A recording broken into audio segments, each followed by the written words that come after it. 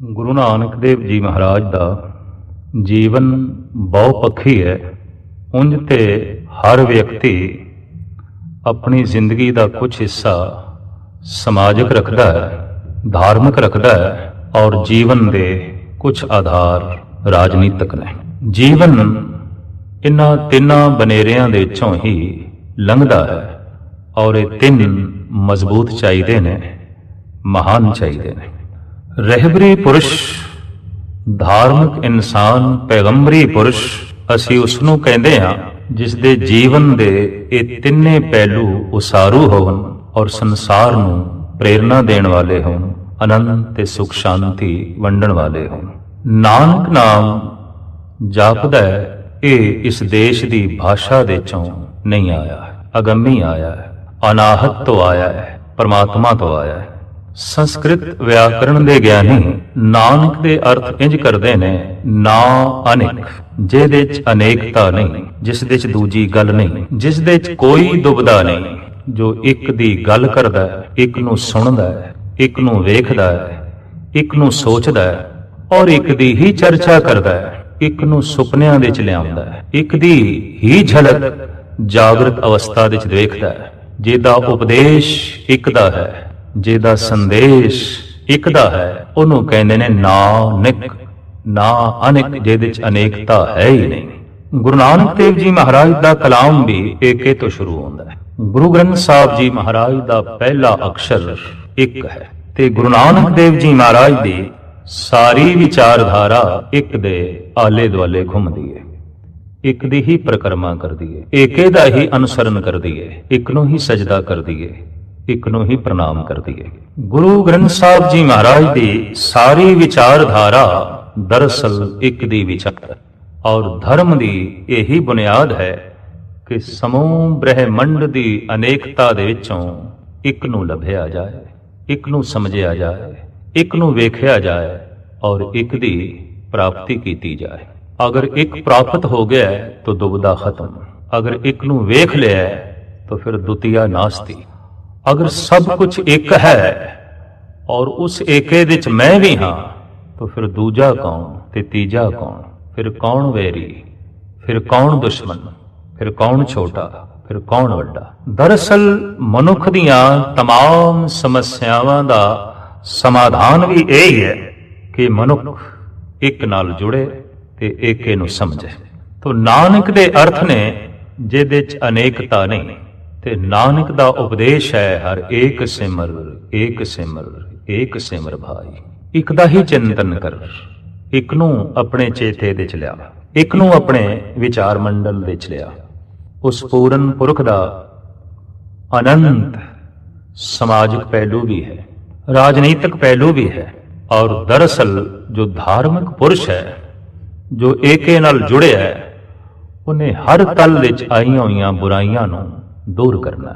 ਸਮਾਜ ਦੇ ਤਲ ਦੇ ਉੱਤੇ ਜੋ ਬੁਰਾਈਆਂ ਆ ਚੁੱਕੀਆਂ ਸਨ ਤੇ ਨੈਤਿਕਤਾ ਜੋ ਘੋਰ ਅਨੈਤਿਕਤਾ ਦਾ ਰੂਪ ਧਾਰਨ ਕਰ ਚੁੱਕੀ ਸੀ, ਜਗਤ ਗੁਰੂ ਬਾਬੇ ਨੇ ਉਸ ਨੂੰ ਦੂਰ ਕਰਨ ਦੀ ਭਰਪੂਰ ਕੋਸ਼ਿਸ਼ ਕੀਤੀ। ਇਸ ਦੇਸ਼ ਦੇ ਬਲਕਿ ਸਾਰੀ ਦੁਨੀਆ ਦੇ ਉਹ ਦਿਨ ਖੁਸ਼ਕਿਸਮਤ ਦਿਨ ਸੀ, 1469 ਈਸਵੀ ਕੱਤਕ ਪੂਰਨਮਾਸ਼ੀ। ਦਰਅਸਲ ਭਾਗਾਂ ਭਰਾ ਦਿਨ ਸੀ ਜਦ ਮਹਾਰਾਜ ਦਾ ਆਗਮਨ ਹੋਇਆ ਔਰ ਆਗਮਨ ਦੇ ਨਾਲ ਹੀ ਦਿਨ ਤੇ ਰਾਤ ਸਦੀਵੀ ਯਾਦ ਬਣ ਗਏ। ਉਹ ਦਿਨ ਵੀ ਅਮਰ ਹੋ ਗਿਆ, ਉਹ ਰਾਤ ਵੀ ਅਮਰ ਹੋਈ, ਕਿਉਂਕਿ ਉਸ ਰਾਤ ਨੂੰ, ਉਸ ਦਿਨ ਨੂੰ ਇੱਕ ਅਮਰ ਪੁਰਸ਼ ਦਾ ਆਗਮਨ ਹੋਇਆ। ਅਮਰ ਪੁਰਸ਼ ਸਿਰਫ ਵਿਅਕਤੀਆਂ ਨੂੰ ਹੀ ਅਮਰ ਨਹੀਂ ਕਰਦੇ, ਬਲਕਿ ਦਿਨ ਨੂੰ ਵੀ ਅਮਰ ਕਰ ਦਿੰਦੇ ਨੇ, ਰਾਤ ਨੂੰ ਵੀ ਅਮਰ ਕਰ ਦਿੰਦੇ ਨੇ, ਸਾਲ ਨੂੰ ਵੀ ਅਮਰ ਕਰ ਦਿੰਦੇ ਨੇ। ਗੁਰੂ ਨਾਨਕ ਦੀ ਯਾਦ ਦੇ ਨਾਲ ਸਾਲ ਯਾਦ ਰਹੇਗਾ, ਗੁਰੂ ਨਾਨਕ ਦੀ ਯਾਦ ਦੇ ਨਾਲ ਦਿਨ ਯਾਦ ਰਹੇਗਾ, ਰਾਤ ਯਾਦ ਰਹੇਗੀ, ਕੱਤਕ ਦੀ ਪੂਰਨਮਾਸ਼ੀ ਯਾਦ ਰਹੇਗੀ। ਔਰ ਇਹ ਪੂਰਨਮਾਸ਼ੀ ਜੋ ਅਨੰਤ ਕਾਲ ਤੋਂ ਆ ਰਹੀ ਸੀ, ਗੁਰੂ ਨਾਨਕ ਦੀ ਆਮਦ ਦੇ ਨਾਲ ਅਮਰ ਹੋ ਗਈ, ਮਹਾਨ ਹੋ ਗਈ। ਆਪ ਦੀ ਆਗਮਨ, ਆਪ ਦਾ ਆਉਣਾ ਸੰਸਾਰ ਤੇ ਇਸ ਤਰ੍ਹਾਂ ਸੀ ਜੈਸੇ ਮਸਿਆ ਦੀ ਰਾਤ ਨੂੰ ਸੂਰਜ ਉਦੇ ਹੋ ਗਿਆ, ਪ੍ਰਕਾਸ਼ਮਾਨ ਹੋ ਗਿਆ। ਮਹਾਕਵੀ ਤੁਲਸੀ ਦਾ ਕਹਿਣਾ ਹੈ, ਜਬ ਜਬ ਹੋਏ ਧਰਮ ਕੀ ਹਾਨੀ, बाहड़े असुर अधम अभिमानी, तब तब विवद धर प्रभु शरीरा, हरे कृपा निध सज्जन वीरा। दसम ग्रंथ ਦੇ ਵਿੱਚ ਸਾਹਿਬ ਗੁਰੂ ਗੋਬਿੰਦ ਸਿੰਘ ਜੀ ਮਹਾਰਾਜ ਦੇ ਵਾਕ, ਜਬ ਜਬ ਹੋਏ ਅਰਿਸ਼ਟ ਅਪਾਰਾ, ਤਬ ਤਬ ਦੇ ਧਰਤ ਅਵਤਾਰਾ। ਜਦ ਜਦ ਸੰਸਾਰ ਦੇ ਵਿੱਚ ਅਨਰਥ ਹੁੰਦਾ ਹੈ, ਤਦ ਤਦ ਅਵਤਾਰੀ ਪੁਰਸ਼ ਸੰਸਾਰ ਤੇ ਆਉਂਦੇ ਨੇ। ਔਰ ਇਹ ਸ੍ਰੀ ਕ੍ਰਿਸ਼ਨ ਜੀ ਦੇ ਅਮਰ ਵਾਕ ਨੇ ਕਿ ਐ ਅਰਜਨ, ਜਦ ਜਦ ਵੀ ਧਰਮ ਦੀ ਗਿਲਾਨੀ ਤੇ ਹਾਨੀ ਹੁੰਦੀ ਹੈ, ਮੇਰਾ ਆਗਮਨ ਹੁੰਦਾ ਹੀ ਰਹਿੰਦਾ ਹੈ, ਮੈਂ ਆਉਂਦਾ ਹੀ ਰਹਿਣਾ। ਦਰਅਸਲ ਉਹ ਪਰਿਪੂਰਨ ਪ੍ਰਮਾਤਮਾ ਜੋਤੀਮਾਨ ਕਿਸੇ ਦੇ ਅੰਦਰ ਮਹਾਨ ਜੋਤ ਉਜਾਗਰ ਕਰਕੇ ਜਗਤ ਨੂੰ ਸੰਦੇਸ਼ ਤੇ ਉਪਦੇਸ਼ ਦੇਣ ਲਈ ਆਉਂਦਾ ਹੈ। ਬਹੁਤੀ ਗਰਮੀ, ਬਹੁਤੀ ਤਪਸ਼, ਕੜਕਦੀ ਹੋਈ ਲੂ, ਇਸ ਗੱਲ ਦਾ ਆਗਮਨ ਹੈ ਕਿ ਬਰਖਾ ਹੋਵੇਗੀ, ਬਰਸਾਤ ਹੋਵੇਗੀ। ਹੁਮ ਹੈ, ਗੁਮ ਹੈ, ਤਪਸ਼ ਹੈ, ਸੇਕ ਹੈ, ਲੂ ਹੈ। ਸਿਆਣੇ ਕਹਿੰਦੇ ਨੇ ਹੁਣ ਬਦਲਾਂ ਦੇ ਆਉਣ ਦੇ ਵਿੱਚ ਦੇਰੀ ਨਹੀਂ, ਹੁਣ ਬਰਖਾ ਦੇ ਹੋਣ ਦੇ ਵਿੱਚ ਦੇਰ ਨਹੀਂ ਹੈ। ਜ਼ੁਲਮ ਹੈ, ਤਸ਼ੱਦਦ ਹੈ, ਅਨਰਥ ਹੈ, ਘੋਰ ਅਤਿਆਚਾਰ ਹੈ। ਤੋ ਧਾਰਮਿਕ ਪੁਰਸ਼ ਕਹਿ ਦਿੰਦੇ ਨੇ ਕਿ ਹੁਣ ਪ੍ਰਭੂ ਕੋਈ ਨਾ ਕੋਈ ਅਵਤਾਰ ਧਾਰਨ ਕਰੇਗਾ। ਸਮਾਜਿਕ ਤੌਰ ਤੇ, ਰਾਜਨੀਤਿਕ ਤੌਰ ਤੇ ਔਰ ਧਾਰਮਿਕ ਤੌਰ ਤੇ ਜਦ ਇਹ ਦੇਸ਼ ਪਸਤੀਆਂ ਦੇ ਖੱਡੇ ਤੇ ਜਾ ਗਿਰਿਆ, ਉਦੋਂ ਗੁਰੂ ਨਾਨਕ ਦਾ ਆਗਮਨ ਹੋਇਆ, ਉਦੋਂ ਗੁਰੂ ਨਾਨਕ ਦਾ ਅਵਤਾਰ ਹੋਇਆ। ਤੁਲਸਾਂ ਦਾਈ ਦੇ ਮੁਖਾਰਬਿੰਦ ਤੋਂ ਨਿਕਲੇ ਬਚਨ, ਇਹ ਤੇ ਕੋਈ ਸੂਰੀਏ ਆਇਆ ਹੈ, ਇਹ ਤੇ ਕੋਈ ਆਫਤਾਬ ਆਇਆ ਹੈ। ਜਗਤ ਤੇ ਹਰ ਬੱਚਾ ਰੋਂਦਾ ਹੋਇਆ ਜਨਮ ਲੈਂਦਾ ਹੈ। ਇਹ ਠੀਕ ਹੈ ਕਿ ਪਸ਼ੂਆਂ ਦੇ ਬੱਚੇ ਖਾਮੋਸ਼ੀ ਨਾਲ ਜਨਮ ਲੈਂਦੇ ਨੇ, ਕਿਸੇ ਹੱਦ ਤੱਕ ਪੰਛੀਆਂ ਦੇ ਬੱਚੇ ਅੰਡਿਆਂ ਦੇ ਚੋਂ ਚਹਿਚਹਾਉਂਦੇ ਹੋਏ ਨਿਕਲਦੇ ਨੇ, ਪਰ ਮਨੁੱਖੀ ਬੱਚਾ ਰੋਂਦਾ ਹੋਇਆ ਹੀ ਜਨਮ ਲੈਂਦਾ ਹੈ। ਔਰ ਇਹ ਰੋਣਾ ਕਿਸੇ ਹੱਦ ਤੱਕ ਜੀਵਨ ਭਰ ਕਾਇਮ ਰਹਿੰਦਾ ਹੈ। ਰੋਂਦਾ ਹੋਇਆ ਜੰਮਦਾ ਹੈ, ਰੋਂਦਾ ਹੋਇਆ ਜੀਵਦਾ ਹੈ, ਔਰ ਰੋਂਦਾ ਹੋਇਆ ਹੀ ਮਰ ਜਾਂਦਾ ਹੈ। ਇਹ ਮਨੁੱਖ ਦਾ ਅਭਾਗ ਹੈ, ਮਨੁੱਖ ਦਾ ਦੁਰਭਾਗ ਹੈ। ਅਗਰ ਇਹ ਰੋਂਦਾ ਹੋਇਆ ਹੀ ਜੰਮਿਆ ਤੇ ਰੋਂਦਾ ਹੋਇਆ ਹੀ ਮਰ ਗਿਆ, ਜੀਵਨ ਯਾਤਰਾ ਨਿਸਫਲ ਚਲੀ ਗਈ, ਜ਼ਿੰਦਗੀ ਅਕਾਰਤ ਚਲੀ ਗਈ। ਐ ਪੁਰਖ, ਜੇ ਤੂੰ ਰੋਂਦਾ ਹੋਇਆ ਜੰਮਿਆ ਤਾਂ ਕਮ ਸੇ ਕਮ ਰੁਖਸਤ ਹੋਣ ਲੱਗਿਆ ਤੇ ਮੁਸਕਰਾਹਟ ਹੋਵੇ। ਅਗਰ ਰੁਖਸਤ ਹੋਣ ਲੱਗਿਆ ਮੁਸਕਰਾਹਟ ਹੈ ਤਾਂ ਸਮਝ ਲਓ ਜ਼ਿੰਦਗੀ ਸਫਲ ਹੋਈ, ਆਉਣਾ ਸਫਲ ਹੋਇਆ, ਜੀਵਣਾ ਸਫਲ ਹੋਇਆ। ਤੋ ਅਕਸਰ ਮਨੁੱਖੀ ਬੱਚੇ ਜਗਤ ਦੇ ਵਿੱਚ ਰੋਂਦੇ ਹੋਏ ਜਨਮ ਲੈਂਦੇ ਨੇ। ਰੂਹੇ ਜ਼ਮੀਨ ਤੇ ਇੱਕ ਐਸਾ ਕਾਰਾਮਦ ਮਹਾਨ ਪੁਰਸ਼ ਦਾ ਆਗਮਨ ਹੋਇਆ ਜੋ ਹੱਸਦਾ ਹੋਇਆ ਆਇਆ ਹੈ। ਔਰ ਤੁਲਸਾਂ ਹੈਰਾਨ ਹੈ, ਹੱਸਦੇ ਹੋਏ ਜਨਮ, ਬਾਲਕ ਦੇ ਬੁੱਲਾਂ ਤੇ ਮੁਸਕਰਾਹਟ ਹੈ, ਚਿਹਰੇ ਤੇ ਨੂਰ ਹੈ, ਹਾਸਾ ਹੈ, ਖੜਖੜਾਹਟ ਹੈ। ਇੱਥੇ ਤੱਕ ਹੀ ਕਹਿਣਾ ਪਏਗਾ ਕਿ ਜੋ ਰੋਂਦਾ ਹੋਇਆ ਆਇਆ ਹੈ ਇਹ ਰੋਵੇਗਾ, ਇਹ ਰੁਲਾਏਗਾ, ਪਰ ਜੋ ਹੱਸਦਾ ਹੋਇਆ ਆਇਆ ਹੈ, ਮੁਸਕਰਾਉਂਦਾ ਹੋਇਆ ਆਇਆ ਹੈ, ਇਹਨੇ ਖੇੜੇ ਵੰਡਣੇ ਨੇ, ਇਹਨੇ ਖੁਸ਼ੀਆਂ ਵੰਡਣੀਆਂ ਨੇ, ਇਹਨੇ ਹੱਸਣਾ ਹੈ, ਇਹਨੇ ਹਸਾਣਾ ਹੈ, ਇਹਨੇ ਜਗਤ ਦੀ ਝੋਲੀ ਦੇ ਵਿੱਚ ਆਨੰਦ ਪਾਣਾ ਹੈ ਤੇ ਖੁਸ਼ੀਆਂ ਪਾਣੀਆਂ ਨੇ। ਤੋ ਜਗਤ ਗੁਰੂ ਬਾਬੇ ਦਾ ਆਗਮਨ ਹੋਇਆ ਹੈ ਮੁਸਕਰਾਉਂਦੇ ਹੋਇਆ, ਹੱਸਦੇ ਹੋਇਆ। ਪਿਤਾ ਕਾਲੂ ਜੀ ਦੀ, ਤ੍ਰਿਪਤਾ ਜੀ ਦੀ ਪਹਿਲੀ ਔਲਾਦ ਦਾ ਜਨਮ ਕਾਲੂ ਜੀ ਦੇ ਸਹੁਰੇ ਪਰਿਵਾਰ ਵਿੱਚ ਹੋਇਆ। ਤ੍ਰਿਪਤਾ ਜੀ ਦਾ ਉਹਨਾਂ ਦਿਨਾਂ ਵਿੱਚ ਵਾਸਾ ਮਾਤਾ ਪਿਤਾ ਦੇ ਘਰ ਵਿੱਚ ਸੀ। ਬੱਚੀ ਦਾ ਜਨਮ ਹੋਇਆ ਤੇ ਨਾਨੀ ਦੀ ਰਸਨਾ ਤੋਂ ਨਿਕਲਿਆ ਇਹ ਤੇ ਨਾਨਕਿਆਂ ਦੀ। ਨਾਨੀ ਦਾ ਬੜਾ ਪਿਆਰ ਬਈ ਇਹ ਤੇ ਨਾਨੀ ਦੀ ਹੈ, ਨਾਨੇ ਦਾ ਬੜਾ ਪਿਆਰ ਬਈ ਇਹ ਤੇ ਨਾਨੇ ਦੀ ਹੈ। ਤੇ ਜਦ ਨਾਨੇ ਦੇ ਮੂੰਹੋਂ ਨਿਕਲਿਆ ਨਾਨੇ ਦੀ ਹੈ, ਨਾਨੀ ਦੇ ਮੂੰਹੋਂ ਨਿਕਲਿਆ ਇਹ ਨਾਨੀ ਦੀ ਹੈ, ਤਾਂ ਪਰਿਵਾਰ ਦੇ ਵਿੱਚ ਇਹ ਗੱਲ ਚੱਲ ਪਈ ਇਹ ਤੇ ਨਾਨਕਿਆਂ ਦੀ। ਨਾਂ ਪੈ ਗਿਆ ਨਾਨਕੀ। ਇਹ ਨਾਮ ਧੁਰ ਦਰਗਾਹੋਂ ਆਇਆ, ਸੁਭਾਵਕ ਆਇਆ, ਅੰਤਰ ਆਤਮੇ ਚੋਂ ਇਸ ਨਾਮ ਨੇ ਜਨਮ ਲਿਆ ਨਾਨਕੀ। ਮੁੱਦਤ ਪਾ ਰਾਏ ਭੋਏ ਦੀ ਤਲਵੰਡੀ ਵਿੱਚ ਕੱਤਕ ਦੀ ਪੂਰਨਮਾਸ਼ੀ ਨੂੰ ਸਨ 1469 ਈਸਵੀ ਨੂੰ ਤ੍ਰਿਪਤਾ ਜੀ ਦੀ ਕੁੱਖ ਤੋਂ ਪਿਤਾ ਕਲਿਆਣ ਦਾਸ ਜੀ ਦੇ ਘਰ ਵਿੱਚ ਦੂਸਰੀ ਔਲਾਦ ਦਾ ਜਨਮ ਹੋਇਆ। ਔਰ ਤ੍ਰਿਪਤਾ ਜੀ ਨੇ ਇਸ ਬਾਲਕ ਨੂੰ ਚੁੱਕ ਕੇ ਨਾਨਕੀ ਦੀ ਗੋਦ ਵਿੱਚ ਪਾਇਆ, ਉਸ ਮਾਸੂਮ ਨਾਨਕੀ ਦੀ ਗੋਦ ਵਿੱਚ, ਤੇ ਆਖਿਆ ਇਹ ਨਾਨਕੀ ਦਾ ਨਾਨਕ ਇਹ ਨਾਨਕੀ ਦਾ ਵੀਰ ਨਾਨਕ।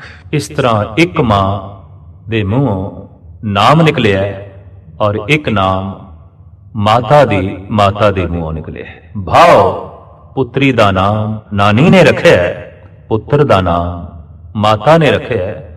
ਕਿਸੇ ਰਸਮੋ ਰਿਵਾਜ ਦੀ ਛਾਪ ਨਹੀਂ, ਬਲਕਿ ਇਹਨਾਂ ਨਾਮਾਂ ਦੇ ਉੱਤੇ ਨਿਰੰਕਾਰ ਦੀ ਛਾਪ ਹੈ, ਕਰਤਾਰ ਦੀ ਛਾਪ ਹੈ, ਪਰਮਾਤਮਾ ਦੀ ਛਾਪ ਹੈ। ਇਸ ਤਰ੍ਹਾਂ ਸਾਹਿਬ ਸ੍ਰੀ ਗੁਰੂ ਨਾਨਕ ਦੇਵ ਜੀ ਮਹਾਰਾਜ ਦਾ ਨਾਮ ਸੰਸਕਾਰ ਹੋ ਗਿਆ ਔਰ ਦੁਨੀਆ ਦੇ ਵਿੱਚ ਵਾਕਈ ਇਹ ਪਹਿਲਾ ਨਾਮ, ਇਹ ਅਦੁੱਤੀ ਨਾਮ।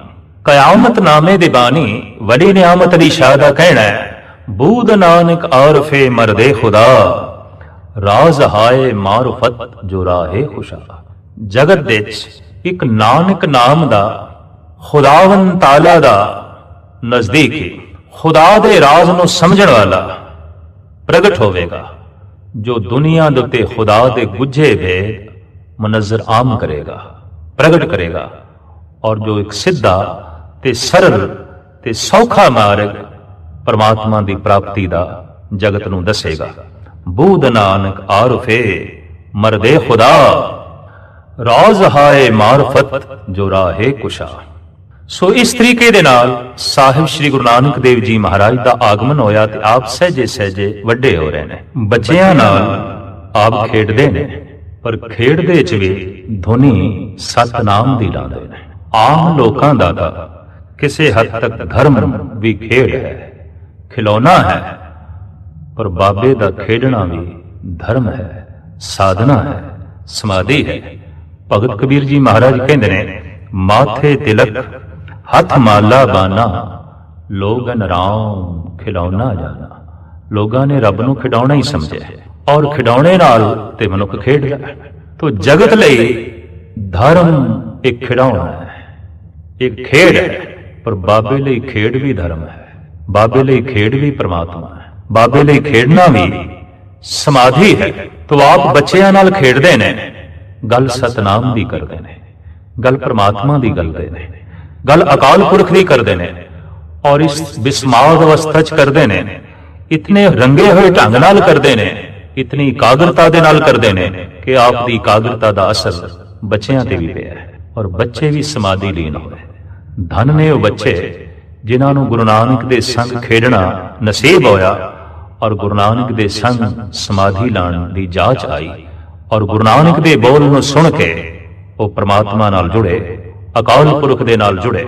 ਆਪ ਦੀਆਂ ਇਨ੍ਹਾਂ ਰੁਚੀਆਂ ਨੂੰ ਵੇਖ ਕੇ ਮਾਤਾ ਪਿਤਾ ਨੂੰ ਚਿੰਤਾ ਜ਼ਰੂਰ ਹੋਈ। ਲਿਹਾਜ਼ਾ ਆਪ ਜਦ ਗਾਲਬਨ 8 ਵਰ੍ਹਿਆਂ ਦੇ ਹੋਏ ਤਾਂ ਮਾਤਾ ਪਿਤਾ ਨੇ ਗੋਪਾਲ ਪਾਂਦੇ ਕੋਲ ਬਿਠਾਇਆ। ਗੋਪਾਲ ਜੀ, ਆਪ ਇਹਨਾਂ ਨੂੰ ਵਕਤ ਦੀ ਵਿਦਿਆ ਪੜਾਓ, ਵਕਤ ਦਾ ਗਿਆਨ ਦਿਓ ਔਰ ਇਹ ਪਟਵਾਰੀ ਦੇ ਪੁੱਤਰ ਨੇ, ਇਹਨਾਂ ਨੇ ਕੰਮ ਧੰਦਾ ਕਰਨਾ ਹੈ, ਵਪਾਰ ਕਰਨਾ ਹੈ, ਹੋਰ ਪਸਾਰਾ ਇਹਨਾਂ ਨੇ ਪਸਾਰਨਾ ਹੈ।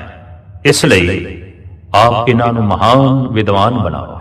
ਕਹਿੰਦੇ ਨੇ ਪਾਠਸ਼ਾਲਾ ਦੇ ਵਿੱਚ ਜਦ ਗੁਰੂ ਨਾਨਕ ਦੀ ਤਖਤੀ ਦੇ ਉੱਤੇ ਗੋਪਾਲ ਪਾਂਦੇ ਨੇ ਊੜਾ ਲਿਖਿਆ ਔਰ ਊੜਾ ਇਸ ਗੱਲ ਦੀ ਸੂਚਨਾ ਵੀ ਹੈ ਕਿ ਇਹ ਲਿਪੀ ਗੁਰੂ ਨਾਨਕ ਤੋਂ ਪਹਿਲੇ ਸੀ ਔਰ ਇਹ ਲਿਪੀ ਕੁਝ ਐਸੀਆਂ ਪੁਸਤਕਾਂ ਦੇ ਵਿੱਚ ਵੀ ਮਿਲੀ ਹੈ ਜੋ ਗੁਰੂ ਨਾਨਕ ਦੇਵ ਜੀ ਮਹਾਰਾਜ ਤੋਂ ਪਹਿਲੇ ਦੀਆਂ ਲਿਖੀਆਂ ਹੋਈਆਂ ਨੇ। ਲਿਹਾਜ਼ਾ ਭਾਸ਼ਾ ਵਿਭਾਗ ਨੇ ਵੀ ਇਸ ਸੰਬੰਧ ਦੇ ਸੋਧ ਕਰਕੇ ਦਾਅਵਾ ਕੀਤਾ ਹੈ ਕਿ ਲਿਪੀ ਬਹੁਤ ਪੁਰਾਣੀ ਸਿਰਫ ਇਸ ਨੂੰ ਗੁਰੂ ਨਾਨਕ ਦੇਵ ਜੀ ਮਹਾਰਾਜ ਨੇ ਅਪਣਾਇਆ ਹੈ ਤੇ ਅਪਣਾਉਣ ਕਰਕੇ ਇਸ ਲਿਪੀ ਦਾ ਨਾਮ ਪੈ ਗਿਆ ਗੁਰਮੁਖੀ।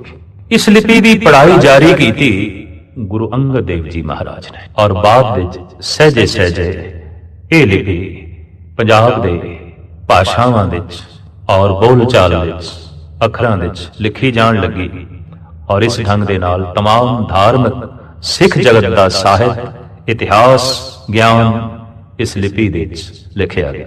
ਊੜਾ ਲਿਖਿਆ ਗੋਪਾਲ ਪਾਂਦੇ ਨੇ ਤੇ ਗੁਰੂ ਨਾਨਕ ਦੇਵ ਜੀ ਮਹਾਰਾਜ ਪੁੱਛਦੇ ਨੇ ਇਸ ਦਾ ਅਰਥ। ਤੋ ਪਾਂਦਾ ਕਹਿੰਦਾ ਇੱਕ ਅੱਖਰ ਦਾ ਤੇ ਕੋਈ ਅਰਥ ਨਹੀਂ, ਆਖਰ ਇੱਕ ਦੋ ਅਕਸ਼ਰ ਜੁੜਨ ਪੂਰਾ ਸ਼ਬਦ ਬਣੇ ਤੇ ਫਿਰ ਉਸ ਦੇ ਅਰਥ ਹੋ ਸਕਦੇ ਨੇ। ਇੱਕ ਦਾ ਤੇ ਕੋਈ ਅਰਥ ਨਹੀਂ, ਊੜੇ ਦਾ ਤੇ ਕੋਈ ਅਰਥ ਨਹੀਂ। ਤੋ ਬਾਲਕ ਗੁਰੂ ਨਾਨਕ ਦੇਵ ਜੀ ਮਹਾਰਾਜ ਫਰਮਾਨ ਕਰਦੇ ਨੇ, ਪਾਂਦਾ ਜੀ ਇਹ ਊੜਾ ਬੇਮੈਨੀ ਹੈ। ਹਾਂ, ਬੇਮੈਨੀ ਹੈ, ਇਹਦੇ ਕੋਈ ਮੈਨੇ ਨਹੀਂ। इसका कोई अर्थ नहीं।